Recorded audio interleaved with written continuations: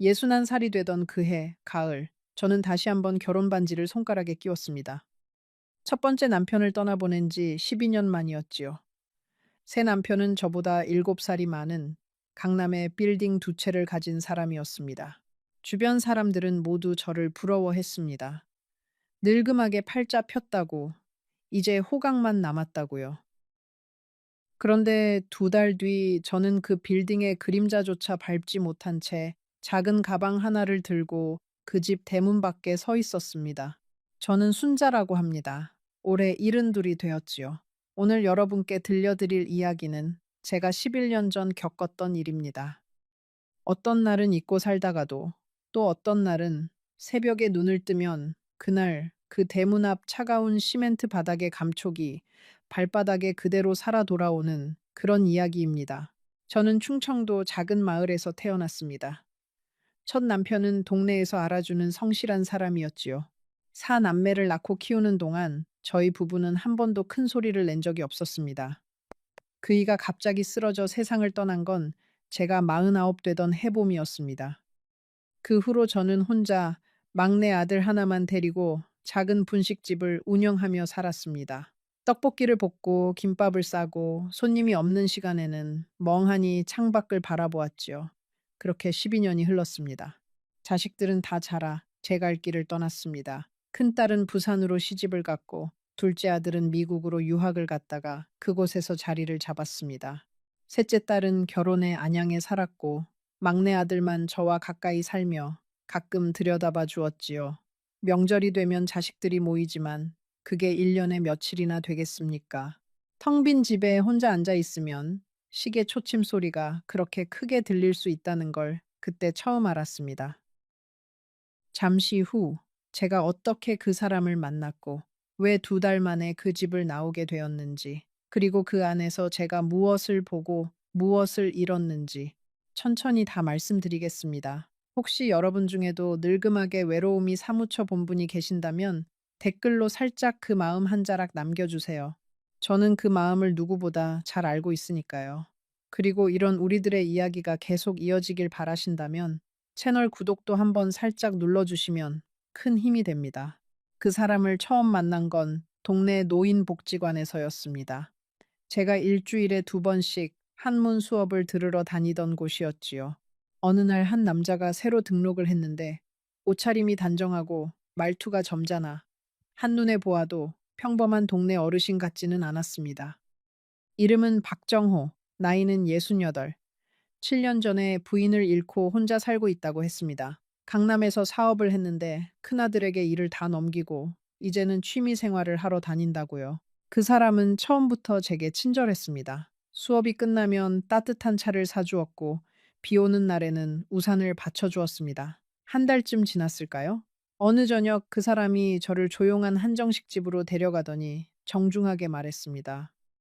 저와 결혼해 주시겠습니까? 둘 다 살 날이 얼마 남지 않았는데 남은 시간이라도 함께 보내고 싶습니다. 저는 그 말을 듣고 한참을 가만히 있었습니다.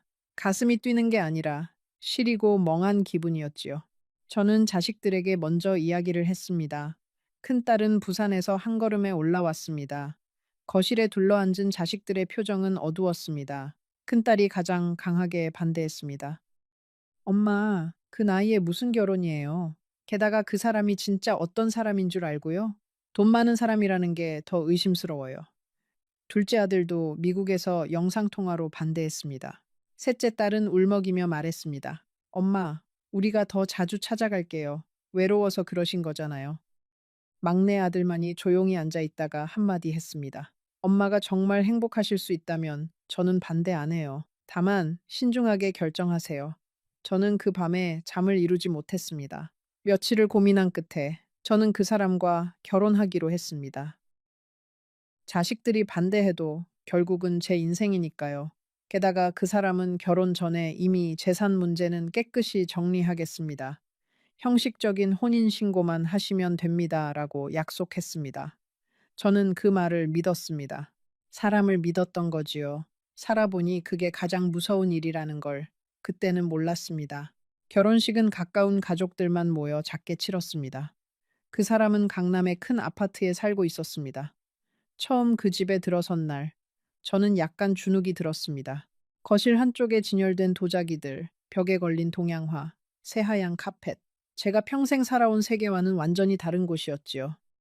그 사람은 저를 데리고 집안을 돌며 하나하나 설명해 주었습니다. 이 방은 당신이 쓰세요. 이 옷장은 당신 옷을 위한 거예요. 화장대는 안방 옆에 따로 마련했습니다. 저는 어색하게 웃으며 고개를 끄덕였습니다. 처음 한 주는 정말 신혼 같았습니다. 그 사람은 아침마다 저를 위해 직접 커피를 내려주었고 함께 산책을 나갔으며 저녁이면 식탁에 마주 앉아 하루를 이야기했습니다. 저는 가끔 거실에 앉아 창밖의 한강을 바라보며 이런 생각을 했습니다. 내가 이런 호사를 누려도 되는 걸까?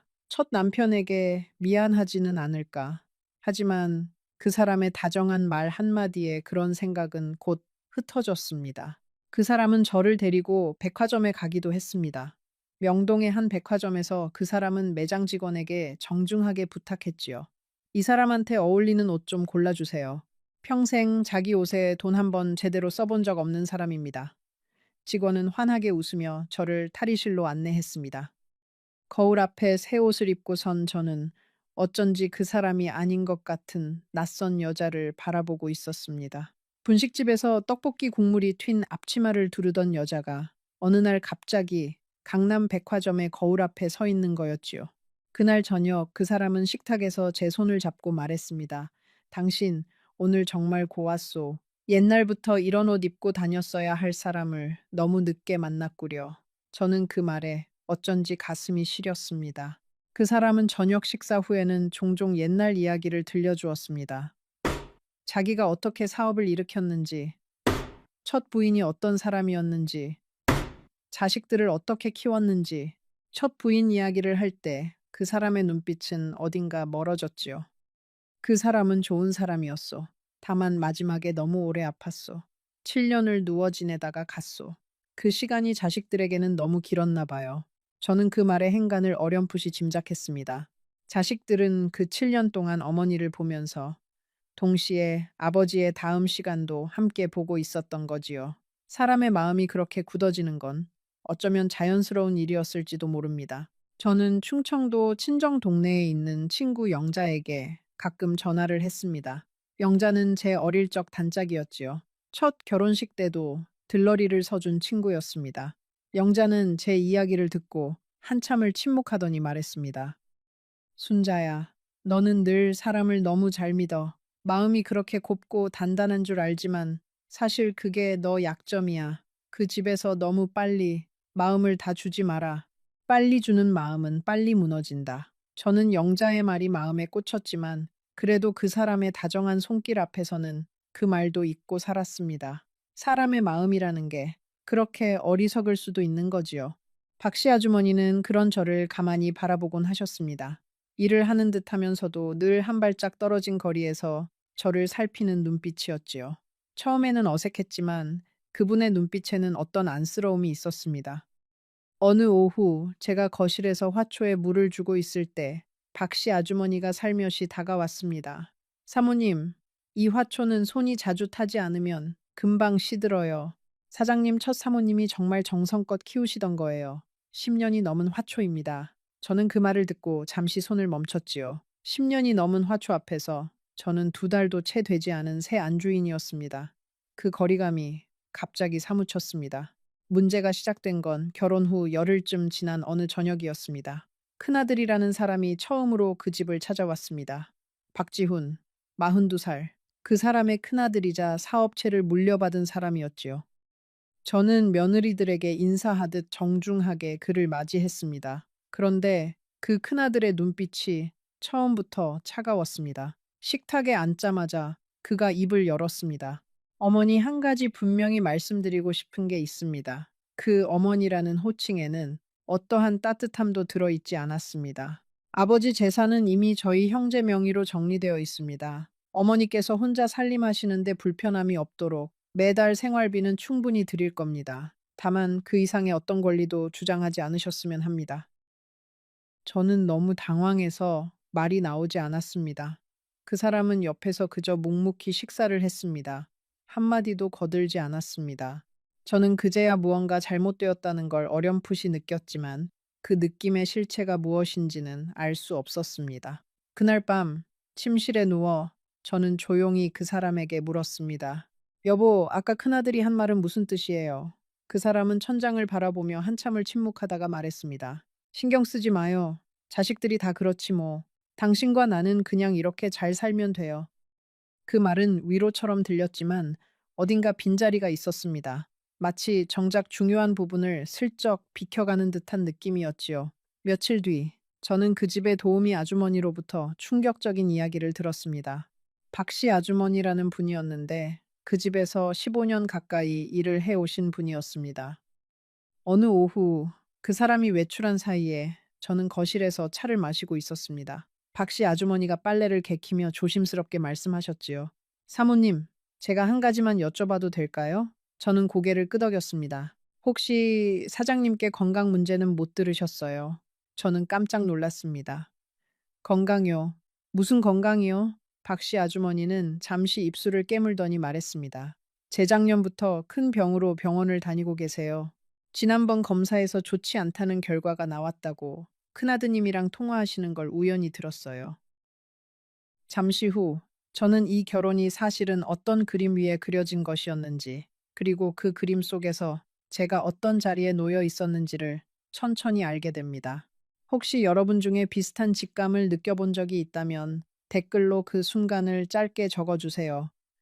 우리 같은 사람들끼리는 그런 감각이 통하니까요. 저는 그날 밤 잠을 한숨도 자지 못했습니다. 그 사람의 얼굴을 옆에서 가만히 바라보았지요. 평온하게 코를 골며 자고 있는 그 사람. 7살 위. 어쩌면 저보다 훨씬 더 빨리 이 세상을 떠나야 할지도 모를 사람. 저는 가슴이 답답해 베란다로 나갔습니다. 늦가을 새벽 바람이 차가웠습니다. 멀리 한강 위로 도시의 불빛이 흩어져 있었지요. 저는 그 베란다에서 한참을 서 있었습니다. 새벽 1시였고 강 건너편 아파트들의 불빛이 하나둘 꺼져가고 있었지요. 저는 첫 남편을 떠올렸습니다. 그이가 살아있을 때 우리는 좁은 단칸방에서 사남매를 키웠습니다. 자식들이 잠든 한밤중에 그이는 부엌에서 라면을 끓여 저와 한 그릇씩 나눠 먹곤 했지요. 그 라면 한 그릇이 우리 부부의 가장 호화로운 야식이었습니다. 그런데 지금 저는 한강이 보이는 강남 아파트의 베란다에 서서 마음이 사무치게 외로웠습니다. 사람이 사는 자리라는 게 결국 무엇으로 채워지는 것인지 그날 밤 저는 어렴풋이 알게 된 것 같았습니다.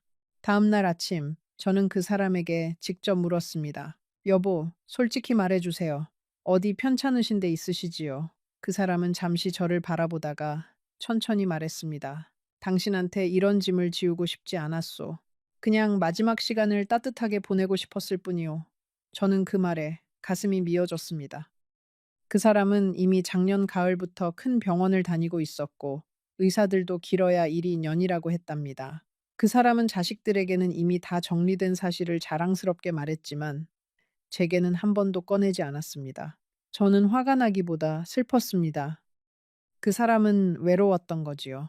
자식들은 사업 이야기만 했고 손주들은 명절에나 잠깐 들렀고 텅 빈 집에서 혼자 천천히 사그라드는 일이 두려웠던 거지요.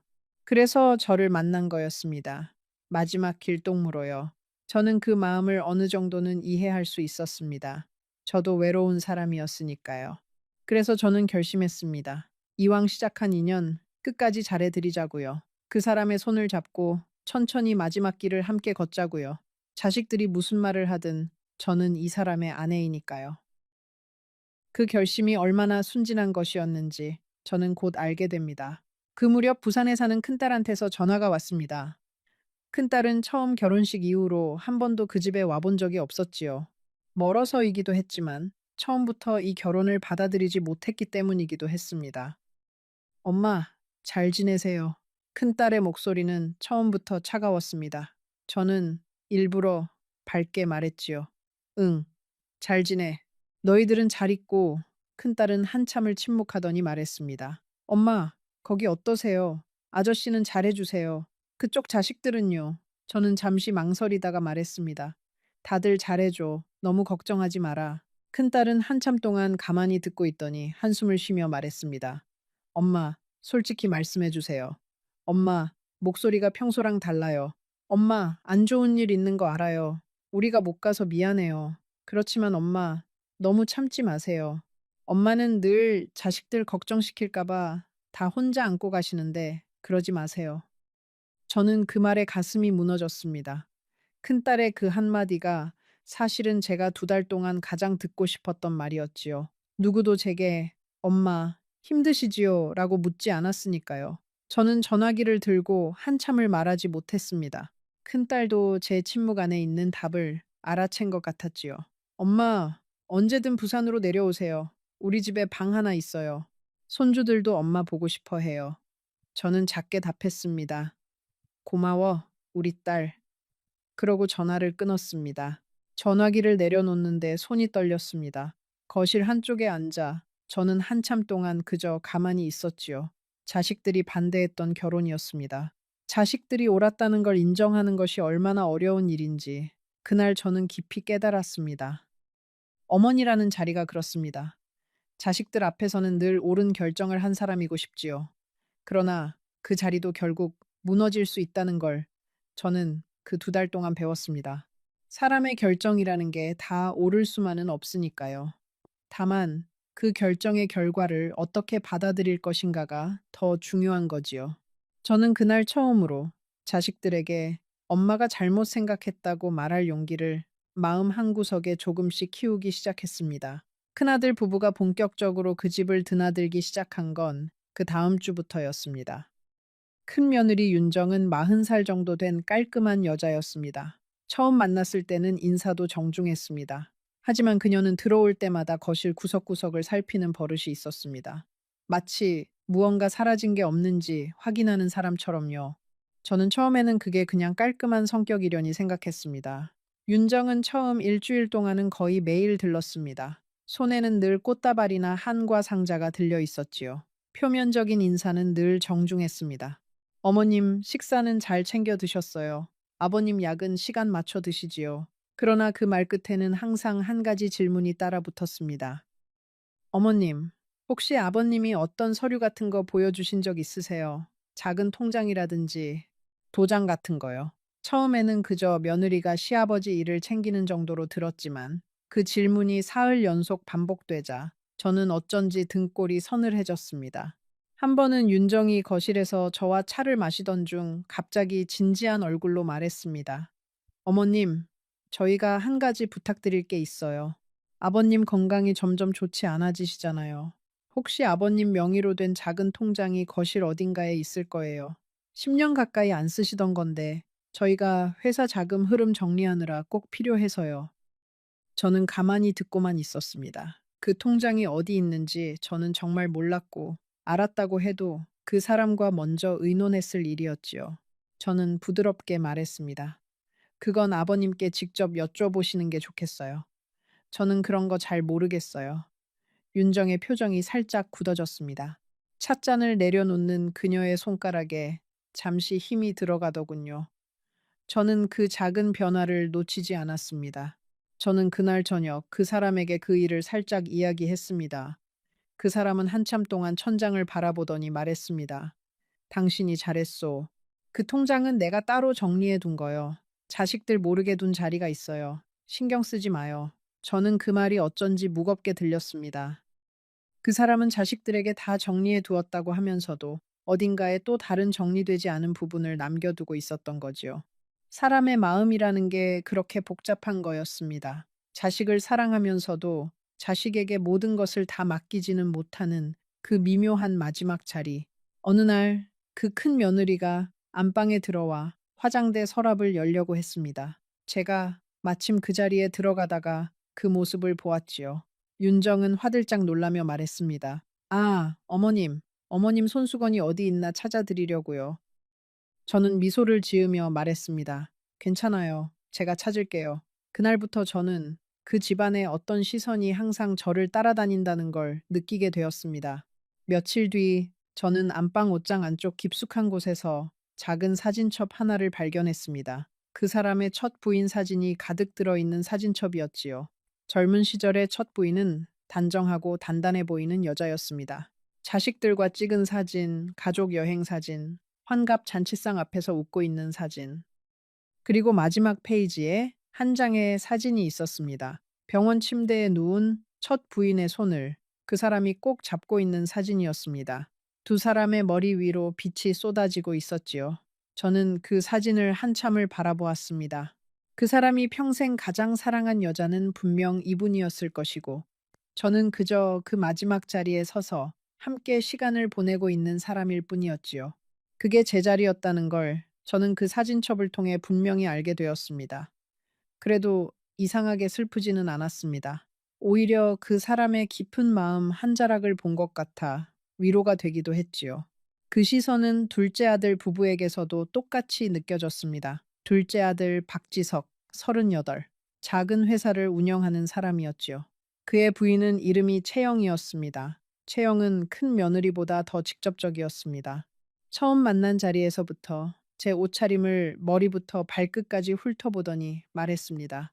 어머님, 옷이 좀 단순하시네요. 이 동네는 사람들 시선이 좀 있어서요. 저는 그날 집으로 돌아와 옷장을 열고 한참을 들여다보았습니다. 충청도에서 가져온 단정한 옷들이 전부였지요. 저는 부끄러웠습니다. 그러다가 곧 부끄러워하는 제 자신이 또 부끄러웠습니다. 채영은 며칠 뒤 동네 부녀회 모임에 저를 데려갔습니다.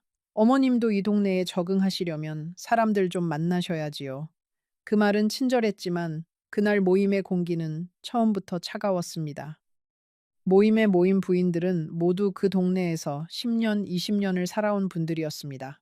그분들은 채영을 통해 저에 대한 이야기를 이미 다 듣고 온 것 같았지요. 한 부인이 차를 따르며 이렇게 말했습니다.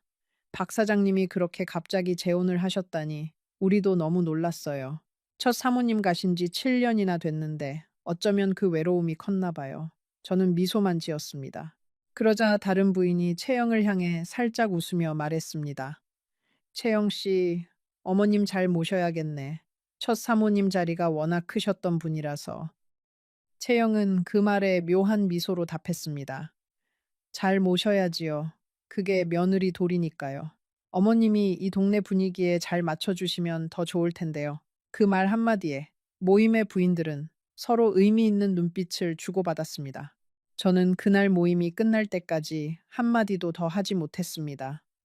집으로 돌아오는 길, 채영은 운전대를 잡으며 명랑하게 말했습니다. 어머님, 다음 모임에는 옷차림 좀 신경 써보세요.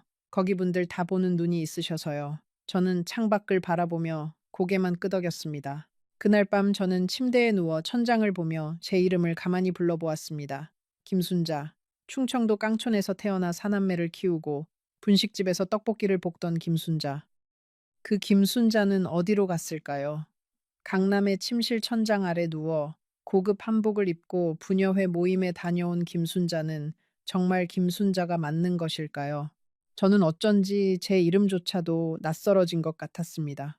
그날 밤 저는 첫 남편의 사진을 가방에서 꺼내 한참을 바라보았지요. 여보, 내가 잘하고 있는 걸까요? 사진 속의 첫 남편은 늘 그렇듯 묵묵히 웃고만 있었습니다.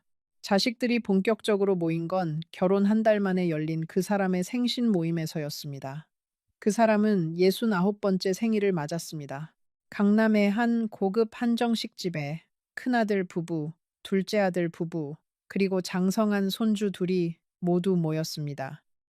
저는 한복을 차려입고 그 사람 옆자리에 앉았습니다. 가족들의 인사를 받으며 저는 그날 처음으로 그 가족의 진짜 모습을 보았습니다. 식사가 시작되자마자 큰아들이 잔을 들고 일어섰습니다. 아버지, 건강하세요. 그리고 한 가지 보고 드릴 게 있습니다. 그러더니 그는 봉투 하나를 식탁 위에 올렸습니다. 삼청동 빌딩명의 이전 건은 다음 주에 마무리될 것 같습니다. 변호사가 다 정리해 두었어요. 그 사람은 고개를 끄덕였습니다. 저는 그 자리에서 처음 들어보는 이야기였습니다. 삼청동 빌딩이라니요. 저는 가만히 잔을 만지작거렸습니다. 둘째 아들도 잔을 들었습니다. 저도 회사 자금 운영권은 변호사님이랑 다 상의해서 진행하고 있습니다. 큰형 이름으로 정리하는 걸로요. 저는 그제야 알았습니다. 그 한정식 집은 생신 자리가 아니라 재산 분배를 마무리 짓는 자리였다는 걸요. 그리고 저는 그 자리에 그저 아버지 옆에 앉은 사람으로서 초대받은 거였지요. 식사가 끝나갈 무렵 큰 며느리 윤정이 자연스럽게 화제를 돌렸습니다. 어머님은 어떠세요? 충청도 고향에는 자주 내려가시나요? 저는 미소를 지으며 대답했습니다. 친정은 다 떠나서 이제 내려갈 일이 별로 없어요. 그러자 채영이 끼어들었습니다. 어머님, 그래도 친구분들 만나러 가끔 가시는 게 좋지 않을까요? 아버님도 좀 쉬셔야 하니까요. 그 말의 결을 제가 못 알아들었을 리가 없지요. 저는 아무 말도 하지 않았습니다. 그 자리에서 큰아들의 부인 윤정이 한마디를 더 보탰습니다. 그래요, 어머님. 아버님 건강이 요즘 안 좋으셔서 어머님까지 신경 쓰시면 더 힘드세요. 가끔 친정에 다녀오시면서 마음을 좀 푸시는 게 좋을 거예요. 손주들도 그 자리에서 듣고 있었습니다. 큰 손녀가 어색하게 웃으며 저를 보았지요. 저는 그 손녀의 눈을 보았습니다. 어린 손녀의 눈빛에는 어떤 미안함이 살짝 떠올라 있었습니다. 하지만 그 손녀도 결국은 그 가족의 일원이었지요. 어른들이 만들어 놓은 그림 안에서 어린아이가 무엇을 할 수 있겠어요.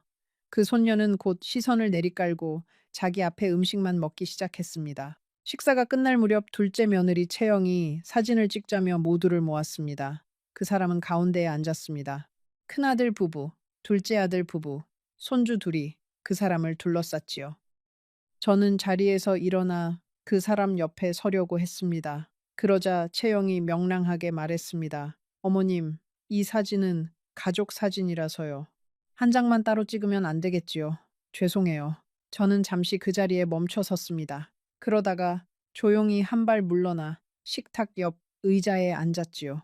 사진사가 카메라 셔터를 눌렀습니다. 한 장, 두 장, 세 장. 그 사람도 한마디 하지 않았습니다. 저를 향해 슬픈 듯한 눈길 한 번을 보낸 것 외에는요. 그날의 그 잠깐, 저는 그 자리에서 사라진 사람이 되었습니다. 집으로 돌아오는 차 안에서 그 사람은 피곤하다며 눈을 감았습니다. 저는 창밖의 한강 야경을 바라보았습니다. 그날 밤, 저는 처음으로 베란다에서 혼자 울었습니다. 소리 없이 흐르는 눈물을 손등으로 닦으며 저는 한참을 그렇게 서 있었지요.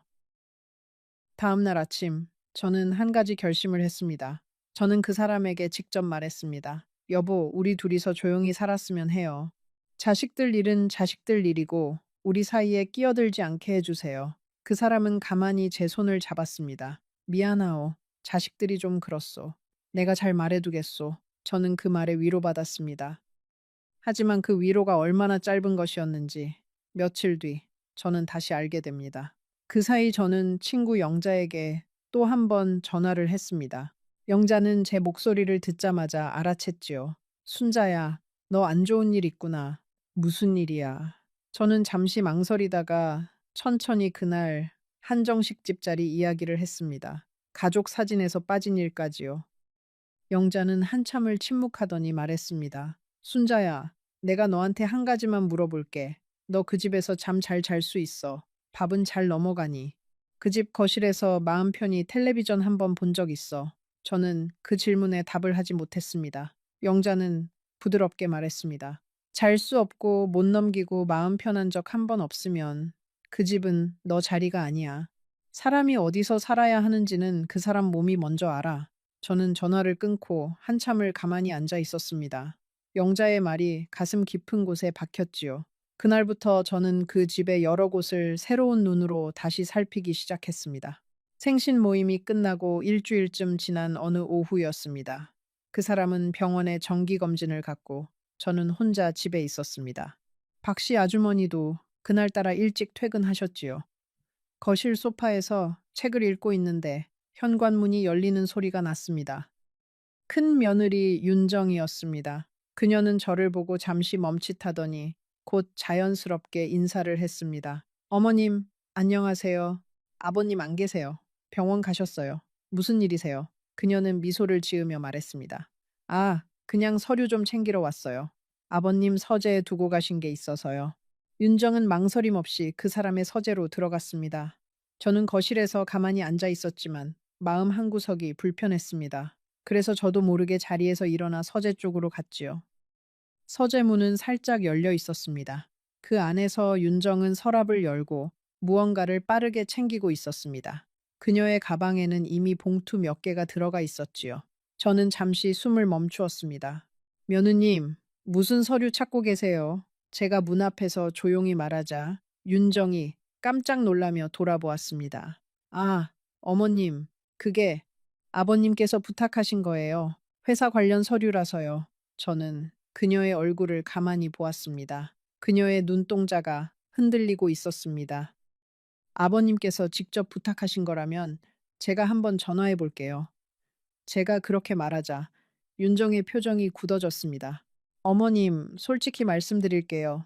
아버님 건강이 안 좋으셔서 저희가 미리 정리해둬야 할 게 좀 있어요. 어머님께 일일이 다 말씀드리기는 좀 그렇잖아요. 저는 가만히 그녀를 바라보다가 말했습니다. 며느님, 이 집에 들어올 때는 미리 연락하고 오세요. 저도 이 집의 안주인입니다. 윤정의 입꼬리가 살짝 올라갔습니다. 그녀는 가방을 챙기더니 말했습니다. 안주인이요. 그게 어떤 의미인지는 어머님도 잘 아실 거라고 생각해요. 그러고는 인사도 없이 집을 나갔습니다. 그날 저녁 저는 병원에서 돌아온 그 사람에게 그 일을 말했습니다. 그 사람은 한참 생각하더니 한숨을 쉬며 말했습니다. 내가 미리 큰애한테 서재키를 줬소. 회사 일 때문에 필요할 때마다 와서 챙겨야 해서 미안하오. 당신한테 미리 말을 못했군. 저는 그 자리에서 무너지는 기분이었습니다. 이 집의 안주인이 아니라 객실 손님 같았지요. 그러나 저는 차분하게 말했습니다. 여보, 그래도 이 집 사정을 저도 알 권리는 있지 않을까요? 그 사람은 잠시 침묵했습니다. 그러더니 천천히 말했습니다. 당신이 모르는 게 더 편할 수도 있소. 그 말은 아주 차가운 위로였습니다. 그날 이후로 저는 그 집에서 조금씩 시들어갔습니다.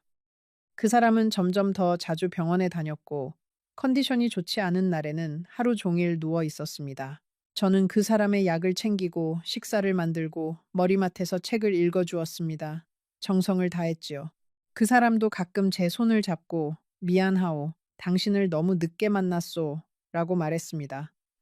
그럴 때마다 저는 잠시 모든 것을 잊을 수 있었습니다. 하지만 자식들의 방문은 점점 잦아졌습니다. 그들은 거실에서 저를 두고 자기들끼리 큰 소리로 회사 이야기를 했고, 저녁 식사 자리에서는 그 사람에게 서류를 들이밀며 도장을 찍어달라고 했습니다. 어느 날 저녁, 저는 부엌에서 국을 끓이다가 거실에서 들려오는 소리를 듣고 손이 멈추었습니다. 큰아들 지훈이 그 사람에게 말하고 있었지요. 아버지, 이 집 명의는 좀 빨리 정리해 두시는 게 좋을 것 같아요. 새어머니가 자꾸 안주인 행세를 하시면 나중에 복잡해질 수 있어요. 저는 가만히 부엌에 서서 그 말을 들었습니다. 가슴이 떨려 오른손에 들고 있던 국자를 떨어뜨릴 뻔했지요. 그 사람의 대답이 들렸습니다. 그래, 알았다. 변호사한테 연락해 두마. 저는 천천히 가스불을 껐습니다. 그리고 거실로 나갔습니다. 큰아들과 그 사람은 저를 보고 대화를 멈추었습니다. 저는 아무렇지 않은 척 미소를 지으며 말했습니다. 저녁 다 됐어요. 식탁으로 나오세요. 그날 저녁 저는 한 숟가락도 넘기지 못했습니다. 식탁에서 그 사람은 평소처럼 묵묵히 식사를 했습니다. 큰아들도 함께 앉아 있었지만 분위기는 무거웠지요. 큰아들이 자기 회사 이야기를 잠시 했고 그 사람은 고개만 끄덕였습니다. 저는 식탁 끝자리에서 그저 김치를 꺼내놓고 국그릇을 채우고 빈 반찬을 더 내오는 일만 했습니다. 마치 식모처럼요. 그날 저녁 저의 그릇 앞에 놓인 밥은 그대로 식어갔습니다. 큰아들이 식사를 마치고 일어서며 말했습니다. 아버지, 다음 주에 변호사님 모시고 다시 올게요. 그 사람은 고개를 끄덕였지요. 큰아들은 저를 향해 형식적으로 짧게 인사를 하고는 그 집을 나갔습니다. 저는 그날 식탁을 정리하면서 손이 자꾸 떨렸습니다. 박씨 아주머니가 옆에서 가만히 그릇을 받아주셨지요. 한마디도 하지 않고요. 저는 그 침묵 속에서 어쩐지 따뜻함을 느꼈습니다.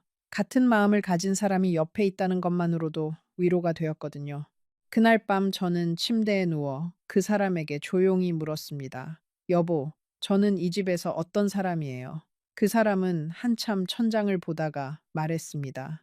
당신은 내 아내요. 그게 전부요. 저는 다시 물었습니다. 그러면 왜 저를 점점 더 멀리 두려고 하시지요? 그 사람은 조용히 말했습니다. 내가 멀리 두는 게 아니오. 자식들이 그렇소. 내가 죽고 나면 당신 혼자 이 집에서 어떻게 살겠소. 그래서 미리 정리해 두는 거요. 당신은 충분한 생활비를 받게 될 거요. 그건 약속하오. 그 말은 다정한 듯 들렸지만 사실은 마지막 결정이 이미 다 끝났음을 알리는 통보였습니다. 저는 침대에서 가만히 천장을 보았습니다. 첫 남편이 살아있다면 어떤 표정을 지을까 생각했지요. 가난해도 따뜻했던 그 시절이, 그 좁은 집 부엌에서 함께 끓여 먹던 콩나물국이 갑자기 사무치게 그리웠습니다. 다음 날 아침, 저는 막내 아들에게 전화를 했습니다. 아들아, 엄마 한번 만나러 올 수 있겠니? 막내는 그날 저녁 곧장 강남으로 왔습니다. 그 사람이 잠든 시간을 틈타 저는 막내와 거실에서 조용히 이야기를 나누었습니다. 저는 처음으로 모든 것을 털어놓았지요. 그 사람의 병에 대해, 자식들의 시선에 대해, 큰 며느리가 서재에서 서류를 가져갔던 일에 대해, 그리고 그날 밤 들었던 대화에 대해서요. 막내는 가만히 듣고 있었습니다. 한 번도 끼어들지 않았지요. 제 이야기가 다 끝났을 때 막내는 한참을 침묵하더니 말했습니다. 엄마, 이건 사랑으로 시작된 결혼이 아니에요. 그쪽은 마지막 길동무를 원했고, 그 자식들은 마지막까지 정리할 수 있는 시간을 원했어요. 엄마는 그 두 가지가 서로 어긋나는 자리에 끼어 있는 거예요. 잠시 후, 저는 그 자리에서 인생에서 가장 어려운 결정을 내리게 됩니다. 혹시 여러분이 저였다면 어떤 선택을 하셨을지 댓글로 짧게 적어주세요. 저는 정말 궁금합니다. 막내가 떠난 뒤 저는 거실 소파에 앉아 한참 동안 움직이지 않았습니다. 그 사람은 안방에서 약 기운에 잠들어 있었지요. 저는 그 사람의 평온한 숨소리를 듣고 있었습니다. 사람의 마음이라는 게 참 묘한 것이, 한 사람을 사랑하는 마음과 그 사람의 가족 안에서 짓밟히고 있다는 자각이 동시에 한 가슴에 들어있을 수 있더라는 거지요. 저는 그 사람을 미워할 수가 없었습니다.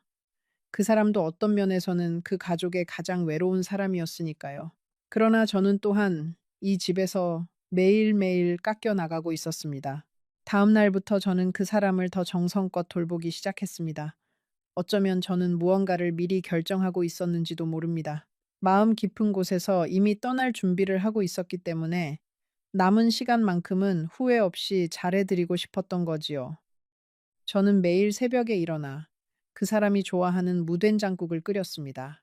물을 채 썰고 마른 멸치를 다듬고 된장을 풀고 그 사람의 입맛에 맞게 조금씩 간을 보면서요. 그 사람은 식탁에서 한 술을 떠 입에 넣고는 잠시 눈을 감았다가 말했습니다. 이 맛이요. 우리 어머니가 끓여주시던 그 맛. 평생 누구도 이 맛을 못 냈는데 당신이 이걸 어떻게 알았소? 저는 그저 웃었습니다.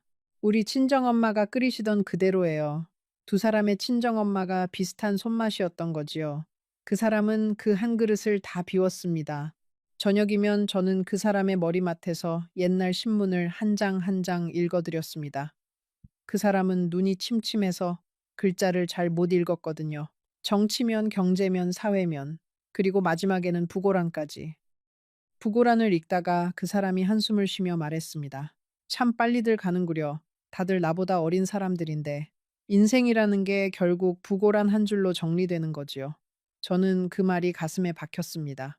여보, 사람의 일생이 부고란 한 줄이라면 당신과 저의 시간은 무엇으로 남을까요? 그 사람은 천천히 제 손을 잡았습니다. 당신과 나의 시간은 부고란에는 안 남아도 어딘가에 분명 새겨질 거요. 적어도 내 마음에는요. 저는 그 말 앞에서 잠시 눈물이 차올랐습니다.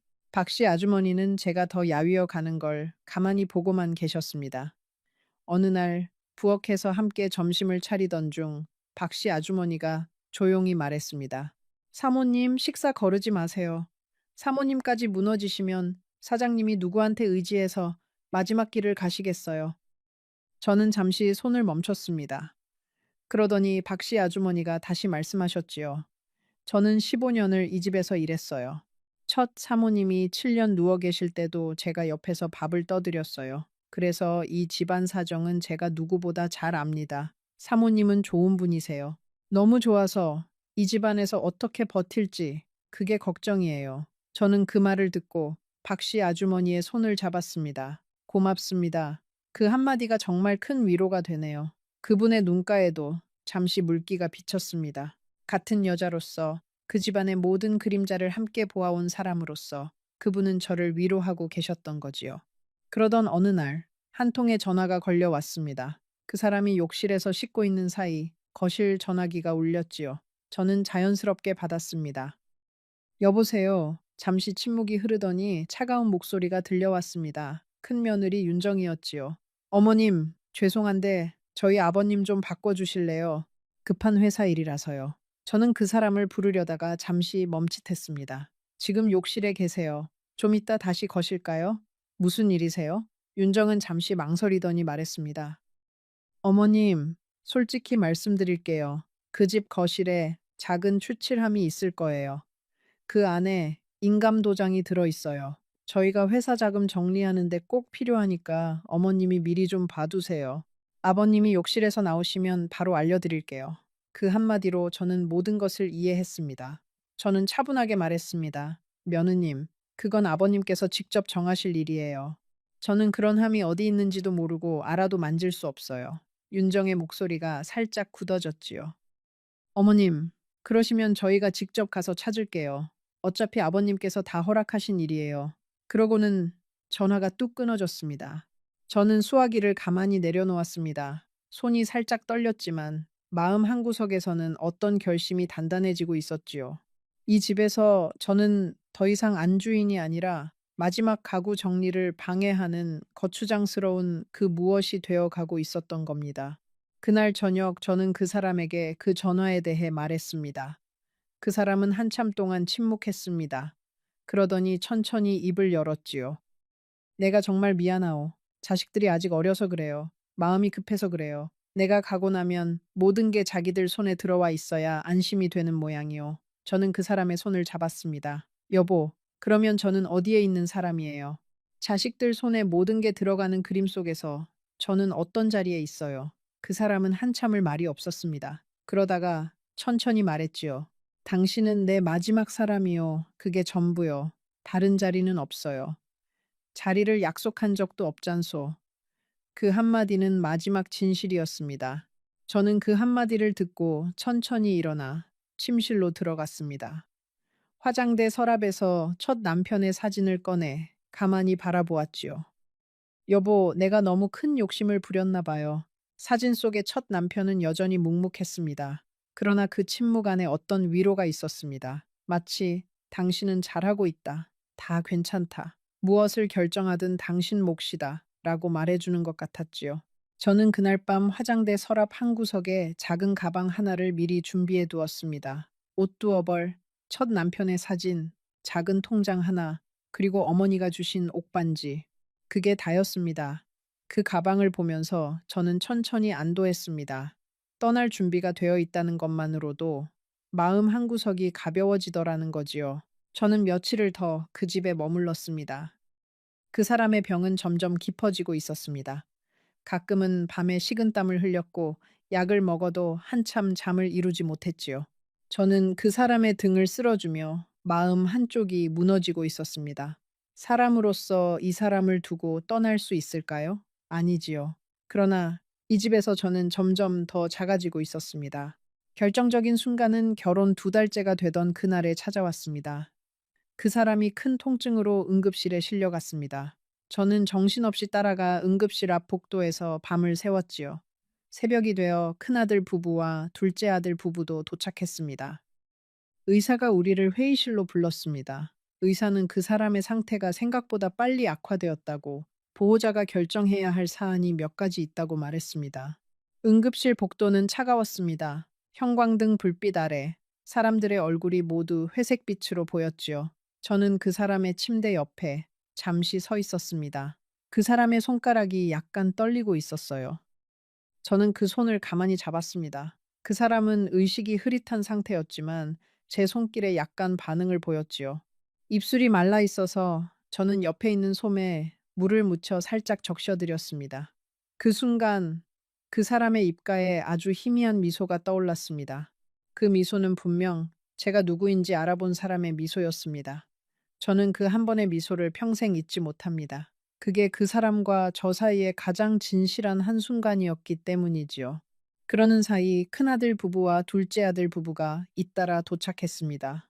그들은 응급실 복도에 들어서자마자 저를 한번 쓱 보고는 곧장 의사에게 다가가 자기들끼리 무언가를 이야기하기 시작했지요. 저는 그 자리에서 한 발 떨어져 있었습니다. 누구도 저에게 어떻게 된 건지를 묻지 않았습니다. 새벽 2시쯤 의사가 우리 모두를 회의실로 불렀습니다. 회의실에는 응급실 담당 의사, 그 사람의 주치의, 그리고 간호사 한 명이 앉아 있었습니다. 큰아들이 자연스럽게 가운데 자리에 앉았고, 둘째 아들이 그 옆에 앉았으며, 며느리들은 그 뒤로 자리를 잡았습니다. 저는 마지막으로 들어가 가장 구석 자리에 앉았지요. 그리고 의사가 말했습니다. 법적 보호자분이 누구신가요? 저는 망설임 없이 손을 들었습니다. 제가 부인입니다. 그러자 큰아들이 곧장 말했습니다. 어머니는 빠지세요. 저희 형제가 결정하겠습니다. 저는 어이가 없어 그를 보았습니다. 그러자 큰 며느리 윤정이 차분하게 말을 보탰습니다. 어머님, 죄송하지만 아버님 의료 결정은 친자식이 하는 게 맞다고 변호사도 말씀하셨어요. 어머님께서 마음이 흔들리실 수도 있으니까요. 저는 그 자리에서 처음으로 큰 소리를 냈습니다. 제가 부인이에요. 한 달도 아니고 2달이나 같이 살았어요. 제가 왜 빠져야 합니까? 큰아들이 차갑게 말했습니다. 어머니, 솔직히 말씀드릴게요. 어머니는 2달 전까지 저희 가족이 아니었어요. 그리고 2달 뒤에도 가족이 아닐 거예요. 아버지 결정은 저희가 합니다. 그 한마디에 저는 2달간의 모든 것이 한꺼번에 무너지는 기분이었습니다. 한복도, 침실도, 다정한 아침의 커피도, 그 사람의 떨리는 손도 모두 다른 세계의 일이 되었지요. 회의실 안의 의사는 잠시 어색해진 분위기 앞에서 헛기침을 했습니다. 그러더니 조심스럽게 말씀하셨지요. 법적으로는 배우자분도 보호자 자격이 있습니다만 가족분들 사이에 합의가 안 되시면 저희도 결정을 미룰 수밖에 없어요. 큰아들이 빠르게 답했습니다. 이미 변호사 통해서 다 정리되어 있는 부분이 있어요. 어머니 자리는 형식적인 결혼이고 의료 결정은 저희 친자식 형제가 합니다. 변호사 서류 보내드릴게요. 저는 그 회의실에서 의자에 앉은 채 천천히 굳어갔습니다. 형식적인 결혼, 그 한마디가 제 가슴 깊은 곳에 박혔습니다. 2달 동안 새벽에 끓인 무된장국, 한복을 차려입고 따라간 한정식 집, 머리맡에서 읽어드린 부고란, 베란다에서 흘린 눈물, 그 모든 것이 단 2단어로 정리되었지요. 형식적인 결혼. 저는 한참 동안 그 자리에 앉아 있었습니다. 일어설 힘이 나지 않았지요. 의사가 자식들에게 무언가를 설명하는 동안 저는 회의실 창문 밖의 하늘을 바라보았습니다. 새벽이 천천히 밝아오고 있었지요. 어딘가에서 비둘기 한 마리가 푸르륵 날아올랐습니다. 그 새벽의 회색 하늘을 보면서 저는 어쩐지 이상하게 마음이 차분해졌습니다. 더 이상 흔들리지 않기로, 더 이상 매달리지 않기로 결정했기 때문이었지요. 사람이 무언가를 결정한 순간에는 의외로 마음이 고요해진다는 걸 그날 알았습니다. 저는 회의실을 나와 응급실 복도에 우두커니 서 있었습니다. 한참을 그렇게 서 있다가 저는 그 사람의 침대 옆으로 갔습니다. 그 사람은 의식이 흐릿한 채로 누워 있었습니다. 저는 그의 손을 잡았습니다. 여보, 저 잠깐 다녀올게요. 저는 그렇게 작은 목소리로 인사를 했습니다. 그 사람이 들었는지는 모르겠습니다. 어쩌면 그날이 마지막 인사였는지도 모르지요. 그 사람의 손은 따뜻했습니다. 2달 동안 그 손을 수없이 잡았지요. 신혼 첫 주에 산책을 나가던 길에서 한정식 집의 식탁에서 침실의 침대 머리맡에서 그리고 저녁마다 약을 챙겨 드릴 때마다요. 저는 그 손을 한 번 더 가만히 만지고 손가락 끝에 작은 입맞춤을 남겼습니다. 그 사람이 평생 받아본 마지막 다정함이 그것이었기를 바랐지요. 저는 천천히 손을 놓고 응급실 복도를 걸어 나왔습니다.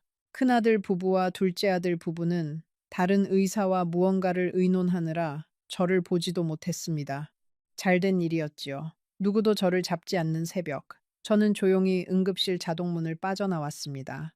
저는 강남 그 집으로 돌아와 작은 가방 하나에 옷 몇 가지와 첫 남편의 사진, 그리고 결혼 반지를 빼어 침대 옆 탁자에 두고 나왔습니다. 새벽 5시였지요. 거리는 어두웠고 가로등 빛만 길게 늘어져 있었습니다. 저는 택시를 잡아 타고 막내 아들의 집으로 향했습니다. 차 안에서 저는 한마디도 하지 못했습니다. 창밖으로 강남의 빌딩들이 천천히 멀어졌지요. 그중에 그 사람의 빌딩 2채도 있었을 겁니다. 저와는 이제 아무 상관도 없는 빌딩들이지요. 택시기사 아저씨는 백미러로 한번 저를 살피더니 조용히 운전만 했습니다. 새벽 손님은 사연이 많다는 걸 그분도 잘 아시는 것 같았지요. 저는 가방을 무릎 위에 꼭 안고 앉아 있었습니다.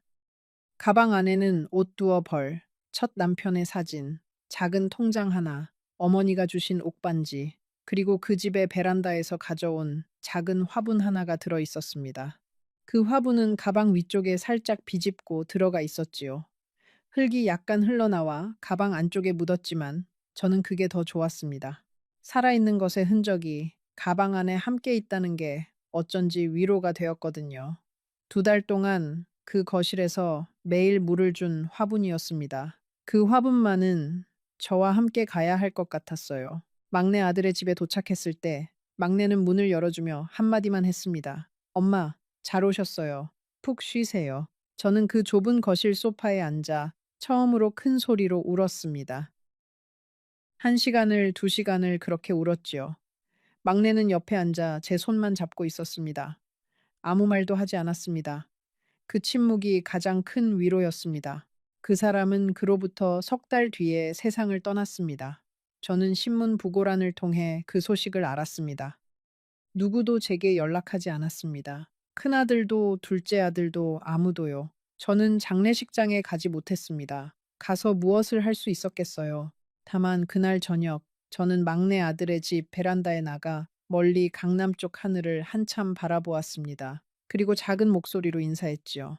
여보, 잘 가요. 그게 제가 해줄 수 있는 마지막이었습니다. 이혼 절차는 의외로 간단했습니다. 그 사람이 살아있을 때 이미 변호사를 통해 모든 것을 정리해 둔 것이지요.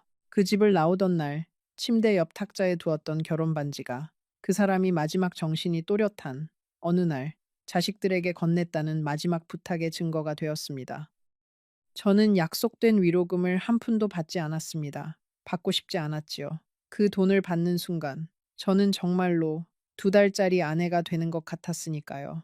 자식들은 제가 위로금을 거절했다는 소식을 듣고 처음에는 의아해 했다고 합니다. 큰며느리 윤정이 직접 제게 전화를 걸어왔지요. 어머님, 약속된 금액은 받으셔야지요. 저희도 마음이 편해요.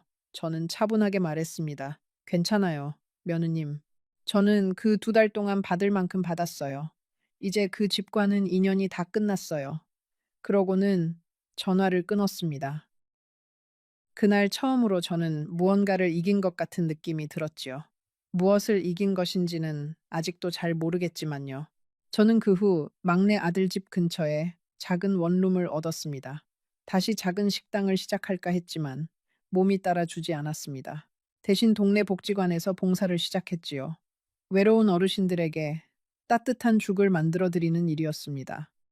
그 일을 하면서 저는 많은 사람들을 만났습니다. 비슷한 상처를 가진 분들을요.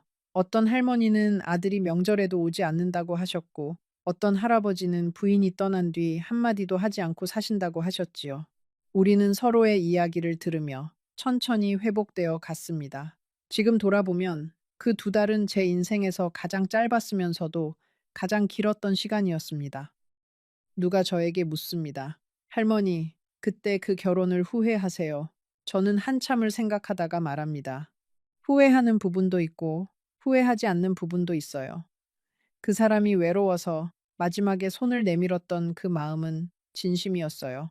다만 그 진심이 그 집안 전체의 진심은 아니었던 거지요.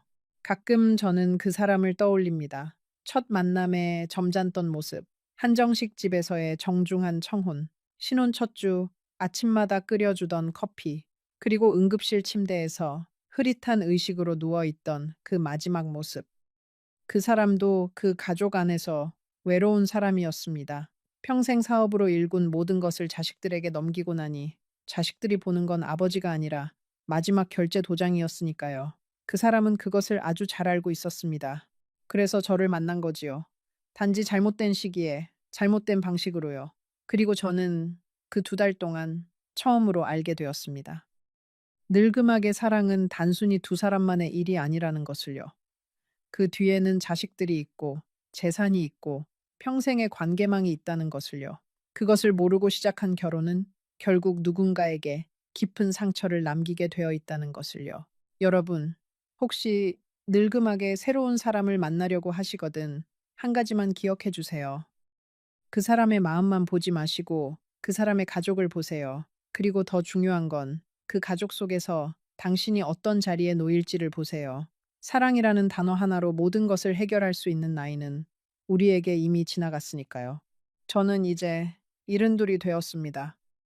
막내 아들이 손주를 데리고 가끔 옵니다. 봉사하던 복지관에서는 친구도 몇 명 사귀었습니다. 첫 남편의 사진은 여전히 책상 위에 놓여 있고 그 옆에는 작은 화분 하나가 있습니다. 2달간 살았던 그 강남 집의 베란다에 있던 화분과 똑같은 종류의 화분이지요. 그 집을 나오던 날 저는 그 화분만은 가져왔습니다. 무슨 마음이었는지 저도 모르겠습니다. 가끔 저는 그 화분을 보면서 생각합니다. 사람의 인생은 결국 어느 자리에 뿌리를 두느냐의 문제가 아닐까. 화려한 거실의 화분이라도 진짜 주인이 없으면 결국 시들고 좁은 원룸의 화분이라도 매일 손길이 닿으면 푸르게 자랍니다. 저는 2달간의 강남집에서 시들고 있었지요. 그러나 막내 아들 집 근처의 이 작은 원룸에서 저는 다시 천천히 푸르러지고 있습니다. 여러분, 제 이야기는 여기서 끝이 납니다. 어쩌면 누군가에게는 너무 평범한 이야기일지도 모르지요. 부자 영감과의 2달짜리 결혼, 자식들의 차가운 시선, 응급실 복도에서의 마지막 인사, 새벽 5시에 들고 나온 작은 가방 하나. 흔하다면 흔한 이야기일 겁니다. 하지만 이 이야기 속의 한 사람 한 사람은 실제로 그 시간을 살아낸 사람들이었습니다. 저처럼요. 마지막으로 한마디만 더 드리고 싶습니다. 늙음하게 외로운 분들이 정말 많습니다. 그 외로움을 누군가가 메워주기를 바라는 건 자연스러운 마음이지요. 그러나 그 외로움을 메우려고 너무 큰 그림 속으로 들어가지는 마세요. 어떤 그림은 우리를 위한 자리가 처음부터 없었기 때문입니다. 우리에게 정말 필요한 것은 화려한 거실이 아니라 매일 아침 따뜻한 한 그릇의 죽을 함께 나누어 먹을 수 있는 한 사람이라는 것을 저는 그 2달 만에 알게 되었습니다. 부디 여러분도 자신의 마음에 귀를 기울여 주세요. 그리고 새로운 인연 앞에서는 심장이 뛰는 만큼 그 사람의 이면에 무엇이 있는지 다시 한번 차분히 살펴보세요. 저는 그것이 노년의 지혜라고 생각합니다. 이 이야기가 여러분의 마음 한구석을 건드렸다면 채널을 구독해 주세요. 우리 같은 사람들의 이야기가 계속 이어질 수 있도록요. 그리고 지금 화면에 나타난 다음 영상을 보러 가세요. 그 영상에는 오늘 들으신 이야기보다 훨씬 더 가슴 아픈 이야기가 여러분을 기다리고 있습니다. 절대 놓치지 말고 지금 바로 시청하세요. 그날 밤 11시 40분, 저는 제 남편이 40해 동안 한 번도 입에 담지 않았던 그 한마디를 들었습니다. 그리고 1시간 뒤, 저는 작은 가방 하나를 들고 그 집을 나왔어요.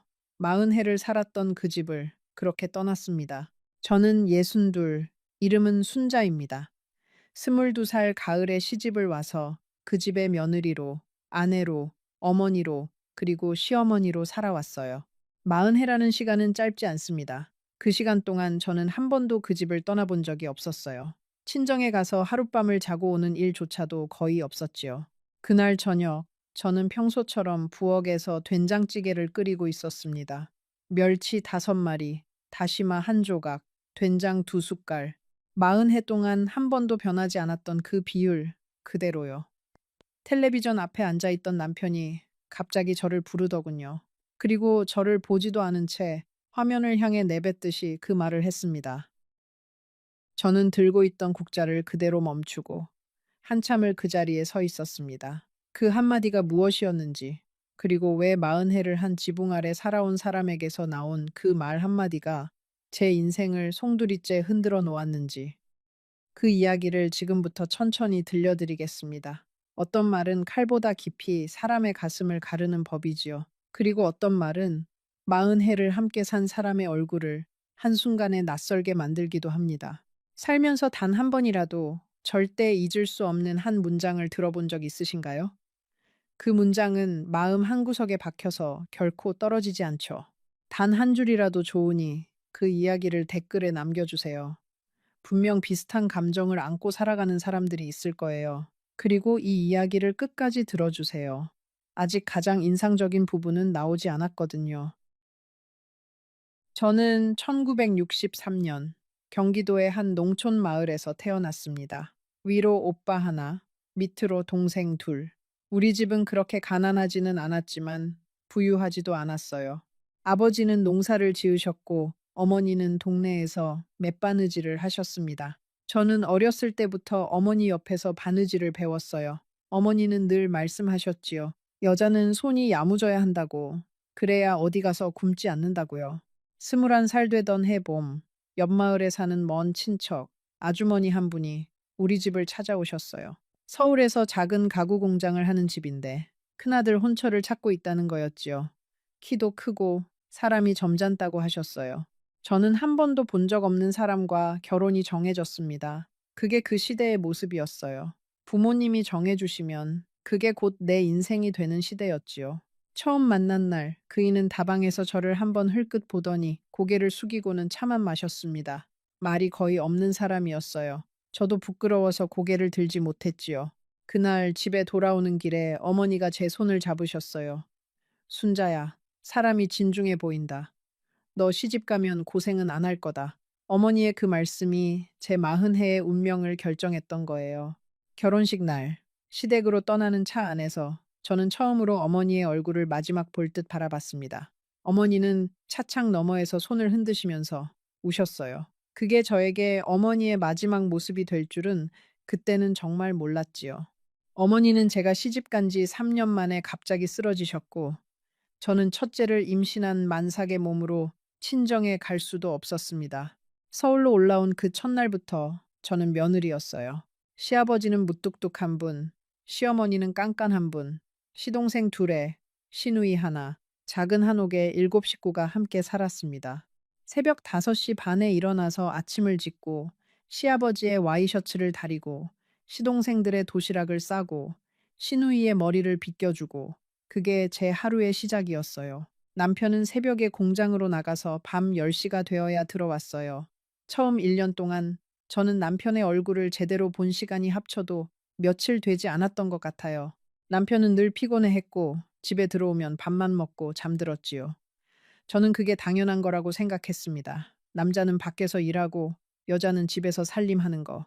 그 시대에 저희가 배운 모든 것이 그랬으니까요. 결혼한 지 2년이 채 안 됐을 때 첫째 아들 진호가 태어났습니다. 그리고 4년 뒤에 둘째 딸 미경이가 태어났지요. 저는 아이들을 키우면서 처음으로 살아있다는 느낌을 받았어요. 그 작은 손이 제 손가락을 잡을 때, 그 작은 입이 엄마라고 부를 때, 그제야 제가 그 집에 시집 온 의미를 알 것 같았습니다. 그런데 시어머니가 편찮으시기 시작한 건 그 무렵부터였어요. 처음에는 무릎이 시리다고 하셨고, 다음에는 허리, 그리고 결국에는 누우셨지요. 그때부터 12년이었습니다. 시어머니 병수발만 12년. 그 사이에 시아버지도 풍을 맞으셨고, 두 분을 동시에 모셔야 했던 시절이 길었어요. 남편은 공장 일이 바쁘다는 핑계로 거의 도와주지 않았습니다. 시동생들은 결혼해서 분가했고, 시누이도 시집가서 발길이 뜸했어요. 결국 그 두 분을 마지막까지 곁에서 지킨 사람은 저였습니다. 시어머니가 가시던 날, 저는 그 손을 잡고 있었어요. 시어머니는 가쁜 숨 사이로 저에게 한마디를 남기셨어요. 순자야, 너만은 안다. 그게 그분이 마지막에 저에게 하신 말씀이었습니다. 장례를 다 치르고 나서 남편이 저에게 한 말은 단 한마디였어요. 수고했다. 그게 다였지요. 저는 그래도 괜찮다고 생각했습니다. 우리 시대 남자들은 다 그렇게 표현하니까요. 마음 깊이는 고마워하고 있을 거라고 저 스스로 그렇게 다독였어요. 그런데 지금 와서 돌이켜보면 그건 제가 저에게 한 거짓말이었는지도 모르겠습니다. 아이들은 잘 자라줬어요. 진호는 공부를 잘해서 좋은 대학을 나오고 큰 회사에 취직했고, 미경이는 간호대를 나와서 병원에서 일하게 됐지요. 두 아이가 각자의 자리를 잡는 모습을 볼 때마다 저는 40해의 시간이 헛되지 않았다고 느꼈습니다. 그게 제 유일한 자부심이었어요. 진호는 33세 결혼했어요. 며느리 혜린이는 같은 회사 후배였습니다. 인사를 처음 왔을 때 저는 한눈에 알아봤어요. 이 아이는 보통 아이가 아니구나. 똑똑하고 자기 주장이 분명한 아이였지요. 저는 그게 좋아 보였어요. 그래야 진호 같은 무뚝뚝한 사람과 살 수 있을 테니까요. 그런데 며느리가 저를 바라보는 눈빛 한 구석에는 늘 어떤 거리감이 있었습니다. 며느리는 결혼 전부터 분명하게 선을 그었어요. 어머님, 저희는 따로 살게요. 명절에는 양가 똑같이 다닐 거고요. 저는 당연하다고 했어요. 요즘 누가 시부모랑 같이 사나요? 그런데 며느리는 한마디를 더 보챔지요. 그리고 어머님, 저희 가정일에는 너무 깊이 들어오지 않으셨으면 좋겠어요. 저는 그 말에 잠시 멈칫했지만 그래도 웃으면서 알았다고 했습니다. 남편은 그 자리에서 며느리에게 한마디도 거들지 않았어요. 그저 텔레비전을 보면서 차만 홀짝거렸지요. 며느리가 돌아간 뒤에 제가 한숨을 쉬자 남편은 한마디 했어요. 시대가 그런 걸 어쩌라고 그뿐이었습니다. 저는 그날 밤 잠자리에 누워서 천장을 한참 바라봤어요. 무언가가 가슴 한구석에서 자꾸만 가라앉는 느낌이었지요. 미경이는 31에 결혼했습니다. 사위 종원이는 인사성도 바르고 저를 친어머니처럼 대해주는 사람이었어요. 그래서 저는 미경이가 시댁에서 잘 살기를 바라는 마음으로 더 많은 것을 챙겨주었지요. 혼수도 제가 다 해줬고 신혼집 보증금 일부도 제가 비상금으로 모아둔 돈에서 보태주었습니다. 그게 부모로서 당연하다고 생각했어요. 그 일을 알게 된 남편은 화를 냈어요. "왜 네 멋대로 그런 짓을 하느냐고." 저는 답답해서 말했습니다. "우리 딸인데 부모가 안 챙기면 누가 챙기느냐고요." 그러자 남편은 비웃듯이 말했어요. "딸은 시집 가면 남이야. 진호한테나 좀 더 신경 써." 저는 그 자리에서 입을 닫았습니다. 부부 사이에 싸워봤자 좋을 게 없으니까요. 그날 밤 저는 처음으로 이런 생각을 했어요. 이 사람은 정말 제 남편인가?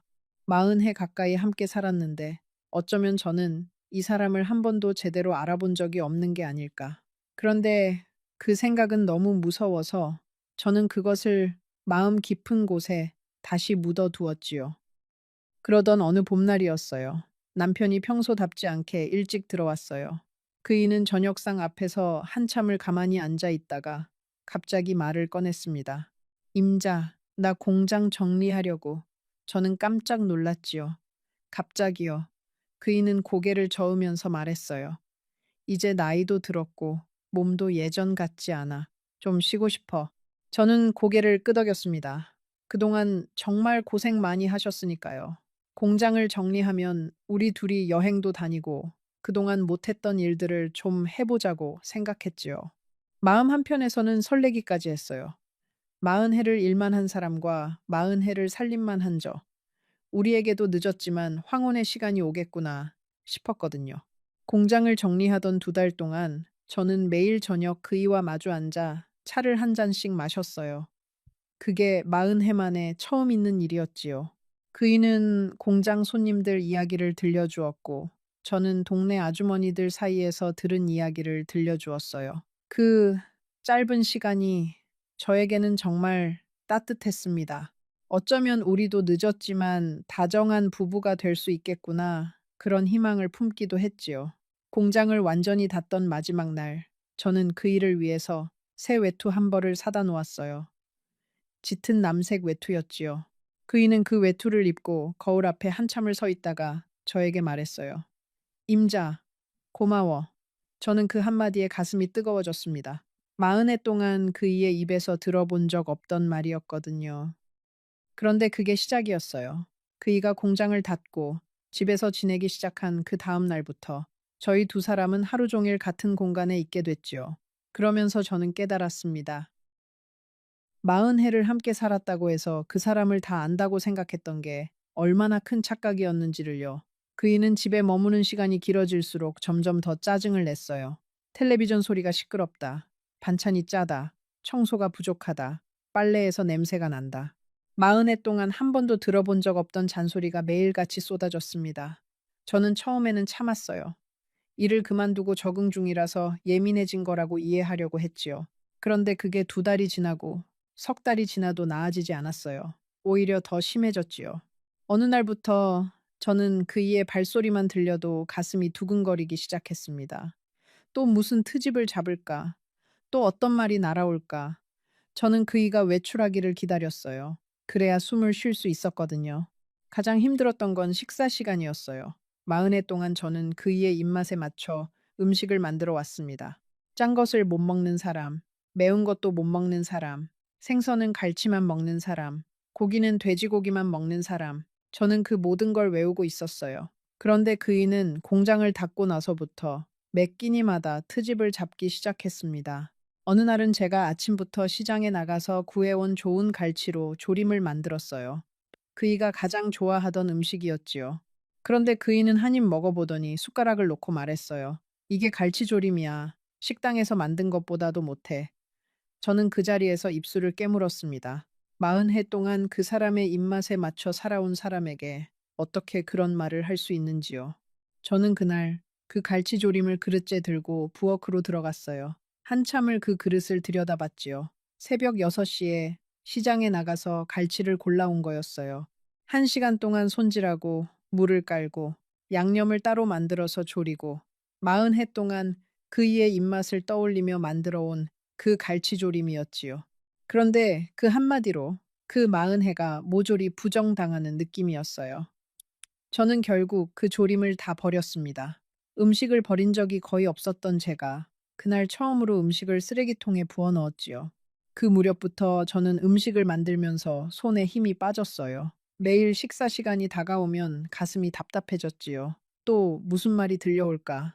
저는 양념을 넣다가도 손이 떨렸습니다. 결국 반찬을 만들다가 부엌 한쪽에 주저앉아 한참을 멍하니 있는 날이 늘어났어요. 그러다가 시계를 보고 다시 일어나서 마저 만들었지요. 그 부엌이 저에게는 40해 동안의 작은 전쟁터 같았어요. 그리고 공장이 닫힌 뒤로는 그 전쟁이 더 치열해진 거였습니다. 그러던 어느 날 친정 동생에게서 전화가 왔어요. 막내 남동생의 딸, 그러니까 제 조카가 결혼한다는 소식이었지요.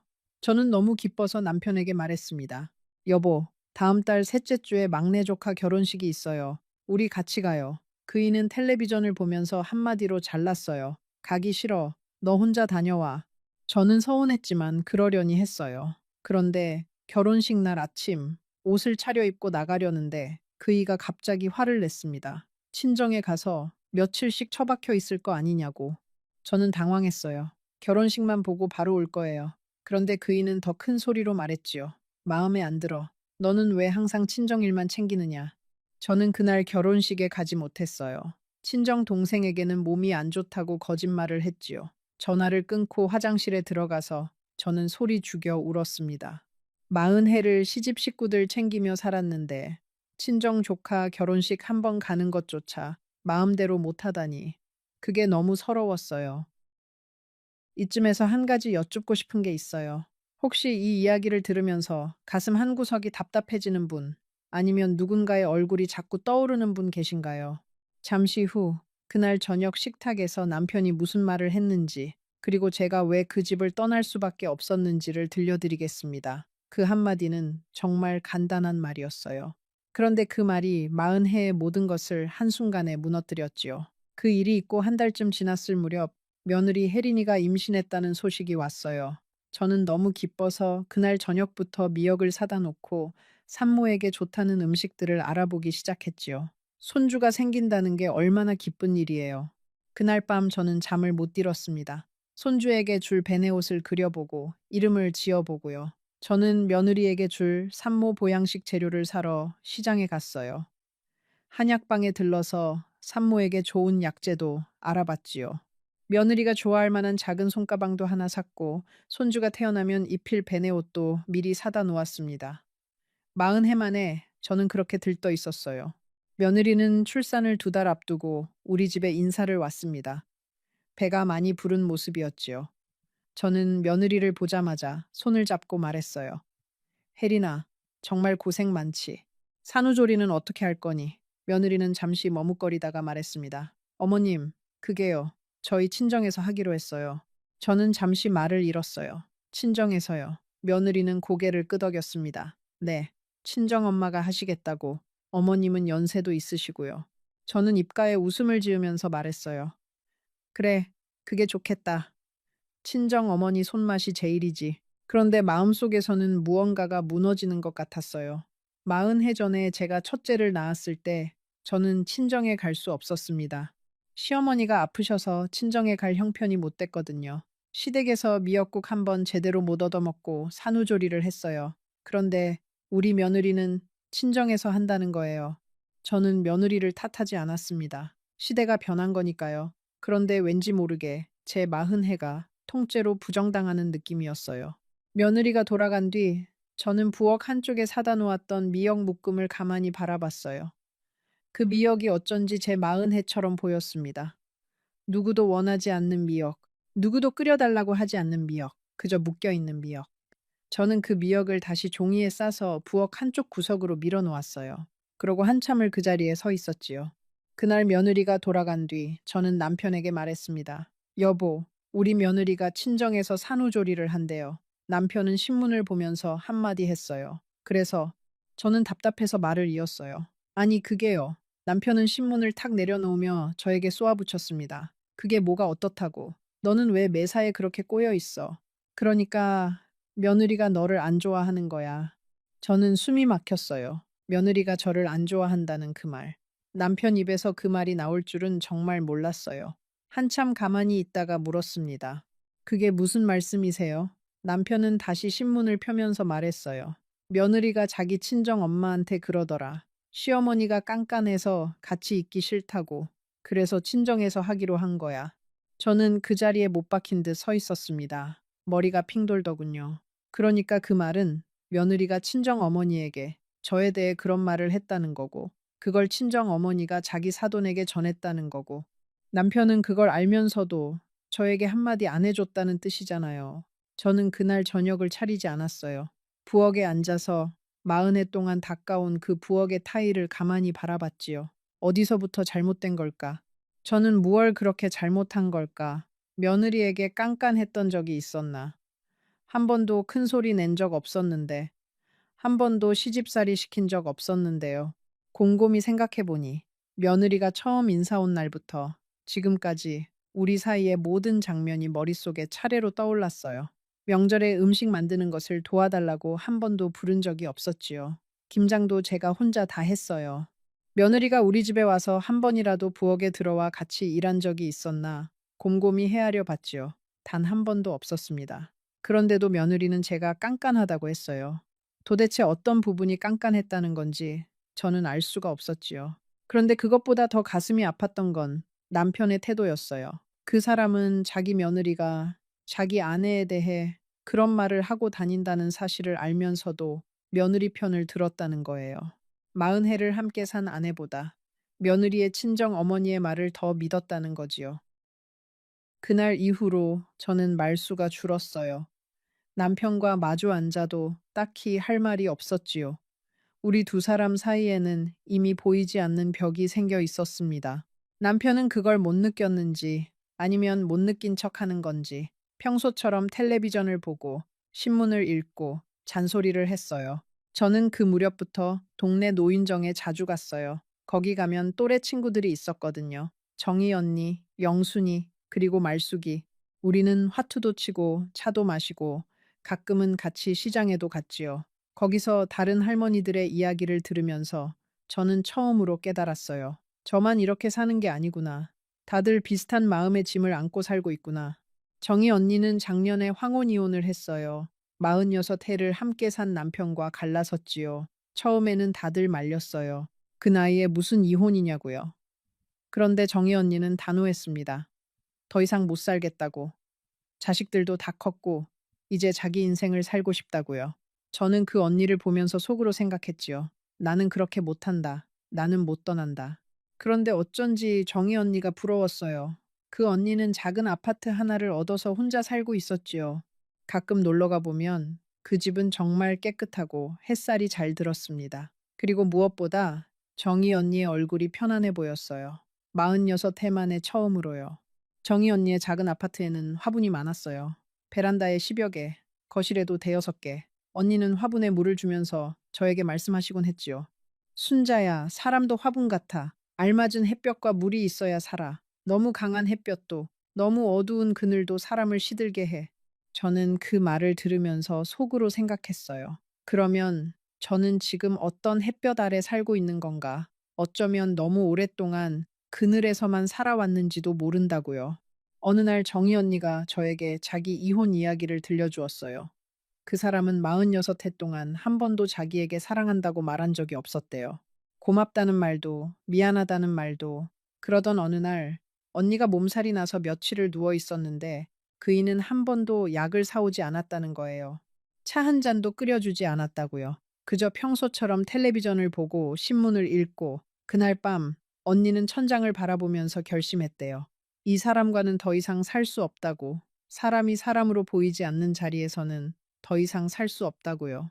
저는 그 이야기를 들으면서 가슴 한구석이 쿵 하고 내려앉는 걸 느꼈어요. 마치 제 이야기 같았거든요.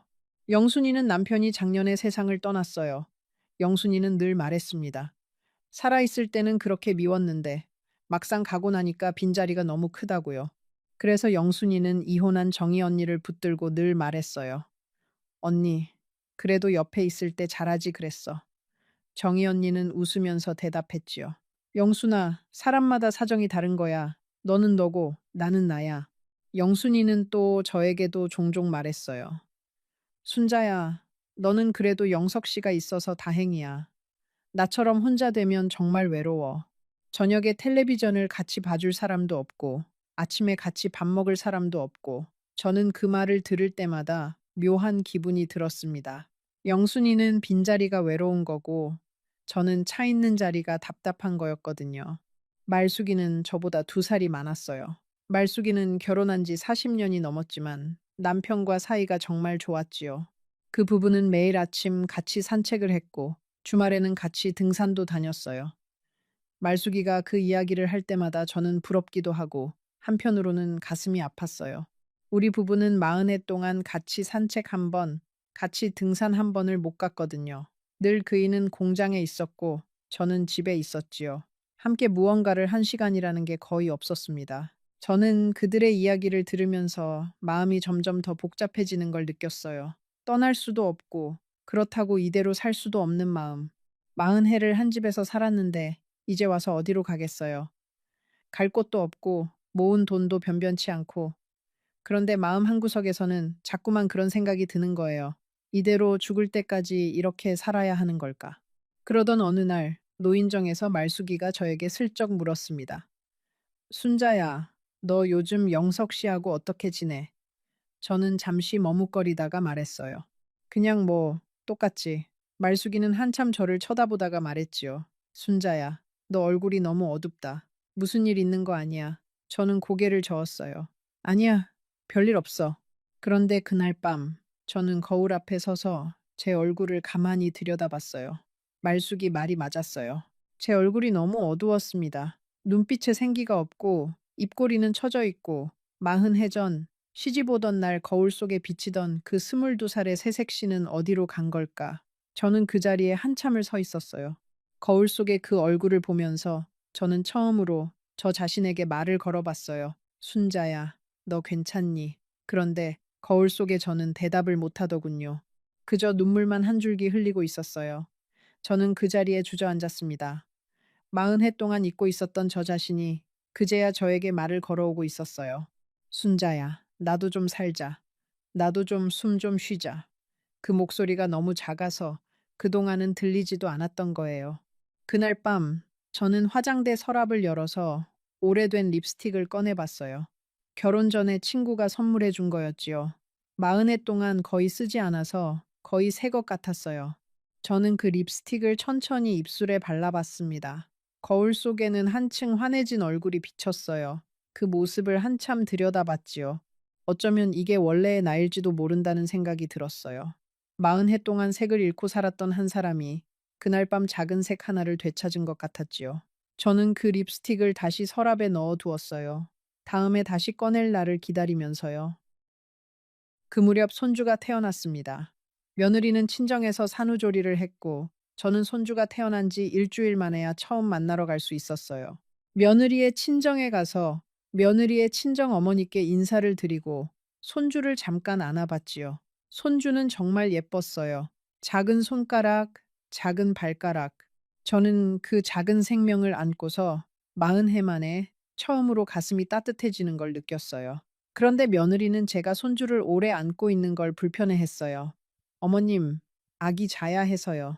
저는 손주를 다시 며느리에게 돌려드렸습니다. 그리고 그 집을 나서면서 저는 알았어요. 이제 저는 이 손주를 자주 못 만나겠구나. 며느리는 저를 자기 아이의 할머니로 인정하고 싶어 하지 않는구나. 집으로 돌아오는 버스 안에서 저는 창밖을 바라보면서 한참을 앉아 있었어요. 손주의 얼굴이 자꾸 떠올랐지요. 그 작은 얼굴, 그 작은 손. 그런데 저는 그 손주의 할머니로 인정받지 못한다는 사실이 너무 마음 아팠어요. 40해 동안 시어머니로 살아온 제가 정작 친손주의 할머니로는 환영받지 못한다는 게요. 그날 집에 돌아와서 남편에게 말했습니다. 여보, 손주가 정말 예뻐요. 그런데 며느리가 저를 좀 어려워하는 것 같아요. 우리 집에 자주 데려와 달라고 부탁해봐요. 남편은 신발을 벗으면서 한마디 했어요. 자기들 알아서 하겠지. 너는 왜 자꾸 며느리한테 부담을 주려고 그래? 저는 그 말에 또 한 번 가슴이 베이는 것 같았어요. 부담을 주려는 게 아니었어요. 그저 손주가 보고 싶었을 뿐이었지요. 그런데 남편 눈에는 제가 며느리에게 부담을 주는 시어머니로 보인다는 거잖아요.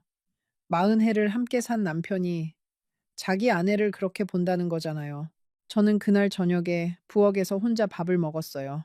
남편이 식탁에 앉아서 같이 먹자고 부르지도 않더군요. 저는 그게 차라리 다행이라고 생각했지요. 그 사람의 얼굴을 마주보고 밥을 먹을 자신이 없었거든요. 그렇게 한 달, 두 달이 흘렀어요. 저는 점점 더 말이 없어졌고 노인정에도 잘 나가지 않게 됐어요. 친구들이 제 얼굴이 더 안 좋아졌다고 걱정해줬지만 저는 괜찮다고만 했지요. 사실 괜찮지 않았어요. 매일 밤 저는 잠을 이루지 못했습니다. 머릿속이 너무 복잡했거든요. 그 무렵 저는 작은 일기장을 하나 사두었어요.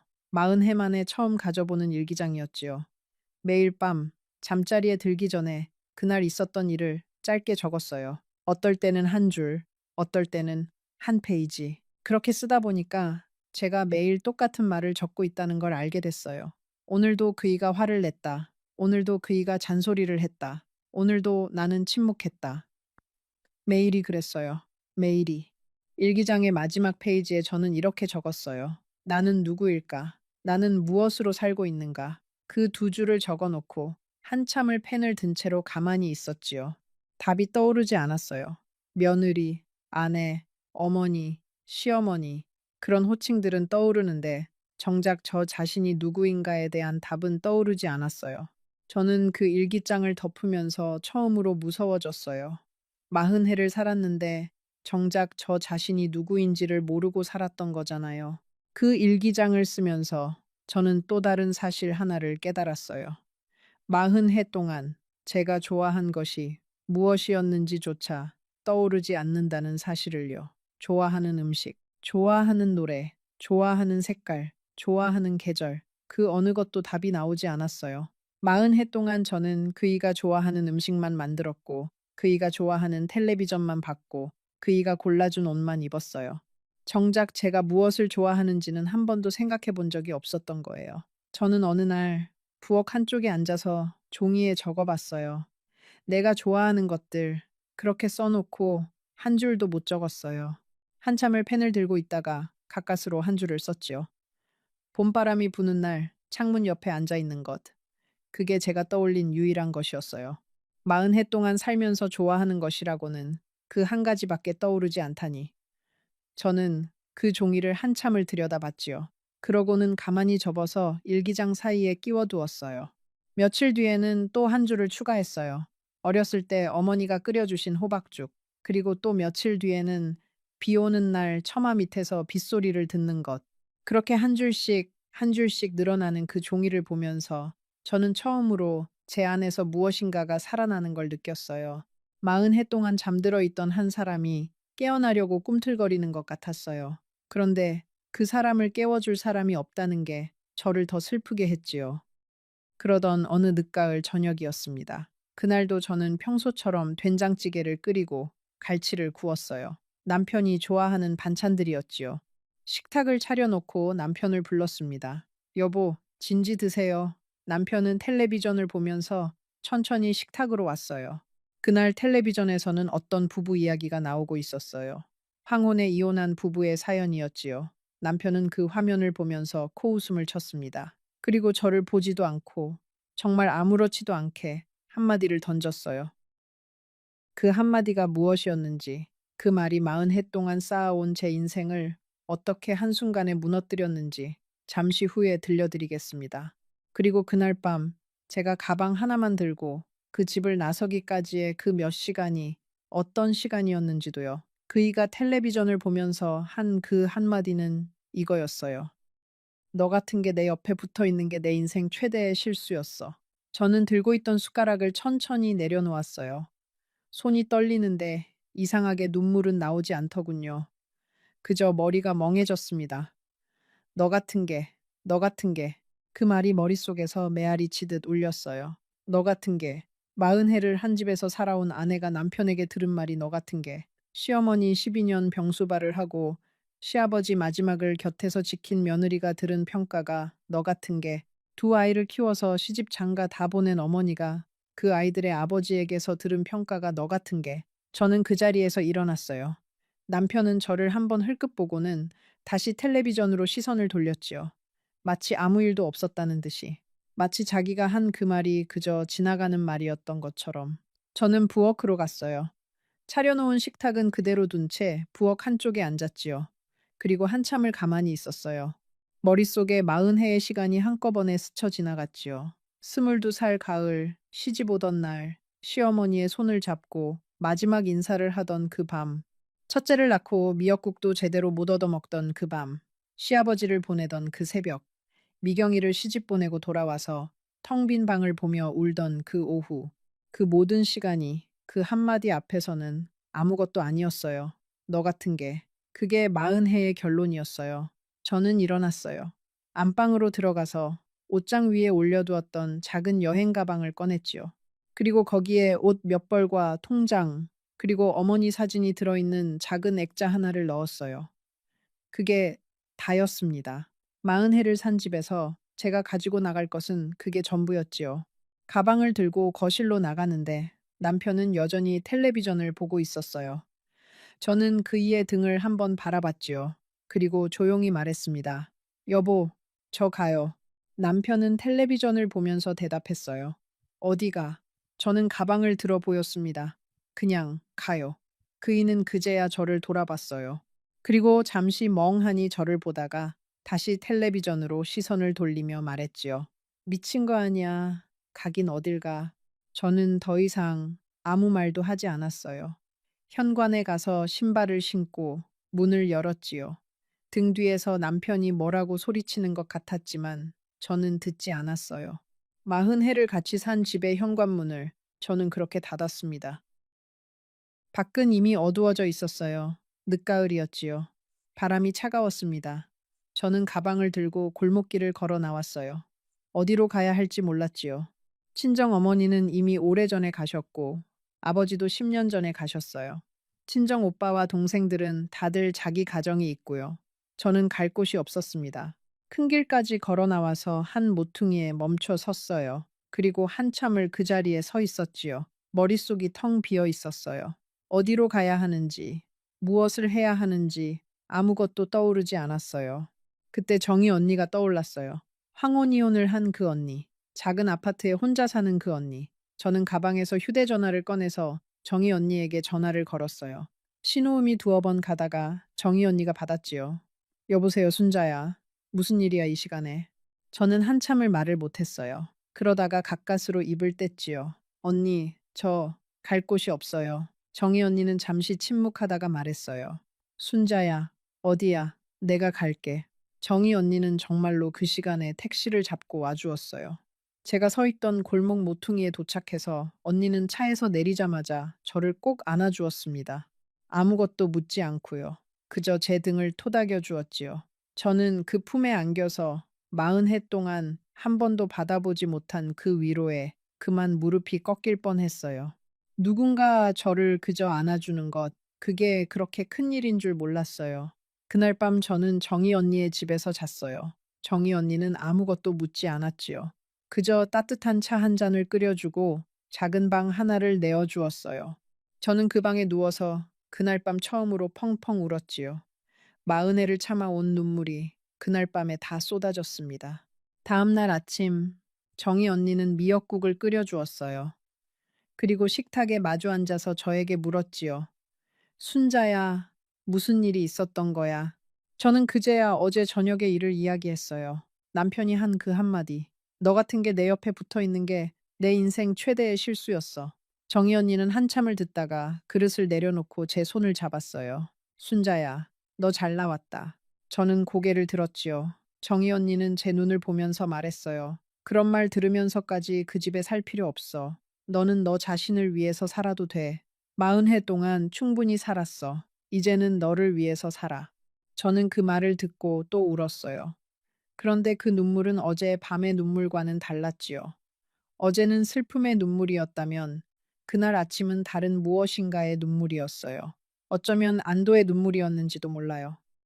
그날 오후 저는 진호에게 전화를 걸었어요. 아들에게 이야기를 해야 했으니까요. 진호는 처음에는 깜짝 놀랐습니다. 어머니, 무슨 말씀이세요? 갑자기 집을 나오셨다고요. 저는 차분하게 말했어요. 진호야, 엄마는 더 이상 그 집에 못 살겠어. 네 아버지하고는 더 이상 같이 살 수 없어. 진호는 한참을 침묵하다가 말했어요. 어머니, 일단 제가 가서 말씀드릴게요. 너무 갑자기 결정하지 마세요. 저는 고개를 저었지요. 진호야, 갑자기 결정한 거 아니야. 엄마는 오랫동안 생각해 왔어. 그저 마지막 한마디가 그 결정을 굳혀준 것 뿐이야. 진호는 그날 저녁에 정희 언니 집으로 찾아왔어요. 그리고 저에게 이렇게 말했지요. 어머니, 죄송해요. 제가 그동안 너무 무심했어요. 어머니가 그 집에서 어떻게 사셨는지 잘 알지도 못하면서 저는 아들의 손을 잡았어요. 진호야, 네 잘못이 아니야. 엄마가 너희한테 한 번도 말하지 않았으니까. 진호는 며칠 동안 며느리와 상의를 했다고 해요. 며느리는 처음에는 시어머니가 시아버지를 떠난 게 너무 갑작스럽다고 어떻게 그럴 수 있느냐고 그랬다는 거예요. 그런데 진호가 차분하게 그동안의 일들을 다 이야기했더니 며느리도 점점 말문이 막히더래요. 그러더니 며느리는 그날 밤에 진호에게 이렇게 말했다고 해요. 여보, 내가 어머님께 너무했나 봐요. 그 말을 듣고 저는 며느리에 대한 마음이 조금은 풀렸어요. 그래도 그 아이가 자기 잘못을 깨달을 줄 아는 사람이라는 게요. 진호는 며칠 뒤에 저에게 작은 원룸을 하나 마련해 주었어요. 처음에는 자기 집에서 같이 살자고 했지만 저는 거절했지요. 며느리에게 부담을 주고 싶지 않았거든요. 그리고 무엇보다 저는 제 공간이 필요했어요. 40해 만에 처음으로 저만의 공간이 필요했지요. 원룸은 작았지만 햇살이 잘 들었어요. 저는 거기에 어머니 사진을 올려두고 작은 화분 몇 개를 사다 놓았지요. 그리고 매일 아침 그 작은 부엌에서 저 혼자 먹을 밥을 차렸어요. 누구의 입맛에도 맞출 필요가 없는 밥. 누구의 잔소리도 듣지 않아도 되는 밥. 그 밥이 그렇게 맛있을 줄 몰랐어요. 처음 며칠은 그 작은 방의 정막이 너무 어색했어요. 40해 동안 늘 누군가의 발소리, 누군가의 텔레비전 소리, 누군가의 잔소리에 둘러싸여 살았으니까요. 그런데 그 정막이 사흘을 지나니까 어느 순간부터 그 정막이 평화로 바뀌더군요. 아침에 일어나서 창밖의 새소리를 듣고 차 한 잔을 끓여 마시고 라디오에서 흘러나오는 옛날 노래를 흥얼거리고 그게 사람이 사는 모습이라는 걸 저는 62이 되어서야 알았어요. 미경이는 처음에는 저를 이해하지 못했어요. 어머니, 그래도 아버지인데, 40해를 함께 사신 분인데, 저는 딸의 손을 잡고 말했지요. 미경이는 처음에는 저를 이해하지 못했어요. 미경아, 엄마도 사람이야. 엄마도 자기 인생이 있어. 40해 동안 엄마는 엄마로만, 며느리로만, 아내로만 살았어. 이제는 그냥 순자로 살고 싶어. 미경이는 한참을 울었어요. 그러더니 저를 안고 말했지요. 어머니, 죄송해요. 제가 너무 어머니의 마음을 몰랐어요. 저는 딸의 등을 토닥이면서 말했어요. 괜찮아, 미경아. 너희가 잘 사는 것만 봐도 엄마는 됐어. 남편에게서는 그 뒤로 한 번도 연락이 오지 않았어요. 진호의 말로는 그이가 처음에는 화를 많이 냈다고 해요. 그러더니 며칠 뒤에는 술을 자주 마시기 시작했고, 한 달쯤 지나서부터는 부쩍 늙어 보이더라고요. 저는 그 이야기를 듣고도 마음이 흔들리지 않았어요. 그러던 어느 날 진호에게서 전화가 왔어요. 어머니, 아버지가 입원하셨어요. 저는 잠시 숨을 멈췄지요.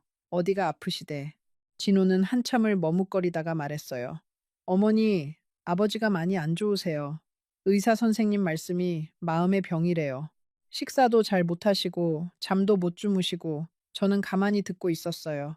그런데 이상하게도 그 이야기를 들으면서 저는 아무 감정도 들지 않았습니다.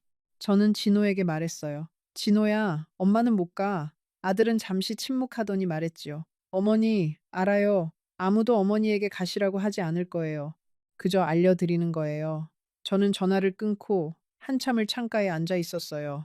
40해를 함께 산 사람이 아프다는데 마음이 흔들리지 않는 게 이상했지요. 어쩌면 40해 동안 너무 많이 흔들려서 이제는 더 이상 흔들릴 마음이 남아있지 않은 건지도 모르겠어요. 며칠 뒤 정희 언니가 우리 집에 왔어요. 차 한 잔을 마시면서 언니가 저에게 물었지요. 순자야, 후회 안 해? 저는 잠시 생각하다가 대답했어요. 언니, 후회는 없어요. 다만 슬프긴 해요. 40해를 함께 살았는데 그 사람과 저 사이에 남은 게 너 같은 게라는 그 한마디뿐이라는 게. 정희 언니는 고개를 끄덕였어요. 그래, 그게 가장 슬픈 거지. 함께 산 시간이 길어서 슬픈 게 아니라 그 시간이 그렇게 끝났다는 게 슬픈 거야. 저는 차를 한 모금 마시고 말했지요. 언니, 그래도 저는 잘 나왔다고 생각해요.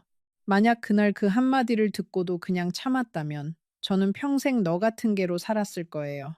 너 같은 개로 늙어가고 너 같은 개로 마지막을 맞이했을 거예요. 그건 못 견뎠을 거예요.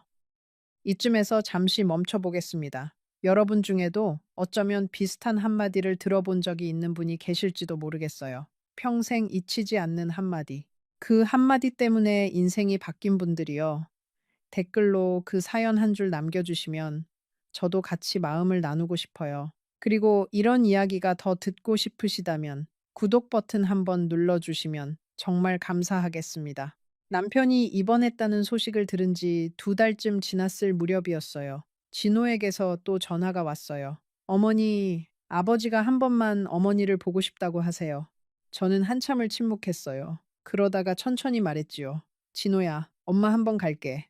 병실에 들어섰을 때 저는 그 사람을 바로 알아보지 못했어요. 2달 사이에 그렇게 늙으셨더군요. 머리는 하얗게 샜고 얼굴은 살이 쪽 빠지고 눈은 맹하니 40해를 함께 산 그 남자가 맞나 싶을 정도였어요. 그이는 저를 보더니 잠시 멍하니 있다가 천천히 입을 열었어요. 임자, 미안해. 저는 침대 옆 의자에 앉으면서 말했지요. 무슨 말씀이에요? 그이는 천장을 보면서 말했어요. 그날 그 말. 그 말 하지 말았어야 했는데. 미안해. 정말 미안해. 미안해. 저는 한참을 그이를 바라봤어요. 그리고 천천히 말했지요. 여보, 그 한마디가 문제였던 게 아니에요. 그 한마디가 마지막 한 방울이었을 뿐이지요. 그동안 쌓이고 쌓인 것들이 그 한마디로 터진 거예요. 그이는 눈을 감았어요. 눈가에 물기가 맺히더군요. 그이는 한참을 말없이 누워 있다가 다시 입을 열었어요. 임자, 나도 사실은 그동안 행복하지 않았어. 공장을 그만두고 집에 있으면서 내가 40해 동안 무엇을 위해 살았는지 모르겠더라고. 그게 너무 답답해서 그 답답함을 자네한테 풀었던 것 같아. 미안해. 정말 미안해. 저는 그 말을 들으면서 처음으로 그이가 가여워 보였어요. 그이도 사실은 자기 인생이 무엇이었는지 몰랐던 거예요. 40해 동안 일만 한 사람이 그 일이 끝나니까 자기가 누구인지를 잃어버린 거지요. 저는 그 사람의 손을 잠시 잡았어요. 40해를 함께 산 그 손, 거칠고 주름진 그 손. 저는 그 손을 잡고 말했어요. 여보, 우리 이제 각자의 인생을 살아요. 저도 늦었지만 제 인생을 살아보고 싶어요. 당신도 부디 남은 시간을 잘 보내세요. 그이는 고개를 끄덕였어요. 말은 못하고 그저 고개만 끄덕였지요. 병실을 나오면서 저는 마지막으로 그이를 한번 돌아봤어요. 그이는 베개에 머리를 묶고 있었지요. 저는 문을 닫았어요. 그게 그이를 본 마지막이었습니다. 그 뒤로 저는 다시 정희 언니와 자주 만났어요. 우리는 가끔 같이 여행도 다니고 시장에도 가고 노래교실에도 다녔지요. 저는 거기서 처음으로 노래를 배웠어요. 40해 동안 한 번도 노래방에 가본 적이 없었거든요. 처음에는 마이크를 잡는 것도 부끄러웠는데 차츰 익숙해졌어요. 제 목소리로 노래를 부른다는 게 그렇게 즐거운 일인 줄 몰랐지요. 손주는 가끔 만났어요. 며느리는 처음에는 어색해했지만 시간이 지나면서 조금씩 마음을 열었지요. 손주가 할머니 하면서 저에게 안기는 그 순간이 저에게는 가장 행복한 시간이었어요. 40해를 며느리로 아내로 살면서 누리지 못했던 그 작은 행복이 이제야 저에게 찾아온 것 같았어요. 미경이도 가끔 와서 같이 밥을 먹었어요. 사위 종원이도 자주 들렀고요. 두 사람은 저를 보면서 늘 말했지요. 어머니, 얼굴이 정말 좋아지셨어요. 저는 웃으면서 대답했어요. 그래, 엄마가 이제야 사람답게 사는 것 같다. 그리고 또 어느 가을, 그러니까 제가 그 집을 나선 지 1년이 막 지났을 무렵이었어요. 진호에게서 전화가 왔지요. 어머니 아버지가 가셨어요. 저는 한참을 침묵했어요. 그리고 천천히 말했지요. 그래, 진호야, 알았다. 내일은 장례식장에서 저는 며느리석에 앉지 않았어요. 그저 한쪽 구석에서 조용히 그 일을 보내드렸지요. 40해를 함께 산 사람을 그렇게 보냈습니다. 슬프지 않다고 하면 거짓말이겠지요. 그런데 그 슬픔은 아내로서의 슬픔이라기보다는 한 사람을 알았던 사람으로서의 슬픔이었어요. 장례식이 끝난 뒤 진호는 저에게 말했어요. 어머니, 그래도 와주셔서 감사해요. 아버지도 마지막에 어머니를 한번 보고 가실 수 있어서 다행이었어요. 저는 아들의 어깨를 토닥였지요. 진호야, 엄마는 후회 없다. 그날 가서 그이의 손을 한번 잡아줬으니까. 엄마는 그걸로 됐어. 여러분, 40해를 함께 산 부부가 헤어진다는 게 결코 쉬운 일이 아니에요. 그런데 어떨 때는 그 결정이 자기 자신을 살리는 결정이 되기도 합니다. 평생 누군가의 며느리로, 누군가의 아내로, 누군가의 어머니로만 살아온 사람이 마지막에는 자기 자신으로 살아보는 시간이 필요하니까요. 저는 지금 63이에요. 그 집을 나선 지 1년이 조금 넘었지요. 작은 원룸에 살면서 화분에 물을 주고 노래 교실에 다니고 가끔 친구들과 여행을 다녀요. 손주를 보러 가기도 하고 미경이네 집에 가서 며칠씩 머물기도 하지요. 그리고 매일 밤 잠자리에 들기 전에 어머니 사진을 한번 보면서 말씀드려요. 어머니, 저 잘 살고 있어요. 늦었지만 이제야 제 인생을 살고 있어요. 40해 동안 한 번도 듣지 못했던 그 말. 어머니 수고했어. 어머니가 살아계셨다면 해주셨을 그 말. 저는 이제 매일 밤 거울 앞에 서서 저 자신에게 그 말을 해주고 있어요. 순자야, 수고했어. 정말 수고 많이 했어. 이제는 너를 위해서 살아도 돼. 여러분, 혹시 지금 이 이야기를 들으면서 마음이 흔들리는 분이 계신가요? 떠나야 할지, 머물러야 할지 고민하시는 분이 계신가요? 저는 그 누구에게도 떠나라고도 머물러라고도 하지 않을 거예요. 사람마다 사정이 다르고 인생이 다르니까요. 다만 한 가지만 말씀드리고 싶어요. 자기 자신을 너무 미워하지 마세요. 자기 자신을 너 같은 개라고 생각하지 마세요. 우리는 모두 누군가의 너 같은 개가 아니라 그저 우리 자신이니까요. 그리고 마지막으로 한 가지 더 부탁드리고 싶어요. 혹시 옆에 함께 사는 사람이 있다면 오늘 한 번만이라도 따뜻한 한마디를 해주세요. 수고했어, 고마워, 사랑해. 그 한마디가 어쩌면 그 사람의 40해를 살리는 한마디가 될지도 모르니까요. 이 이야기가 여러분의 마음에 닿았다면 구독 버튼을 눌러주시는 것이 저에게 큰 힘이 됩니다. 그리고 지금 화면에 나타나는 이야기도 놓치지 마세요. 오늘보다 더 깊은 감동을 드릴 거라고 확신합니다. 지금 바로 클릭하세요. 순자 할머니가 다음 이야기에서 다시 여러분을 기다리고 있을 거예요.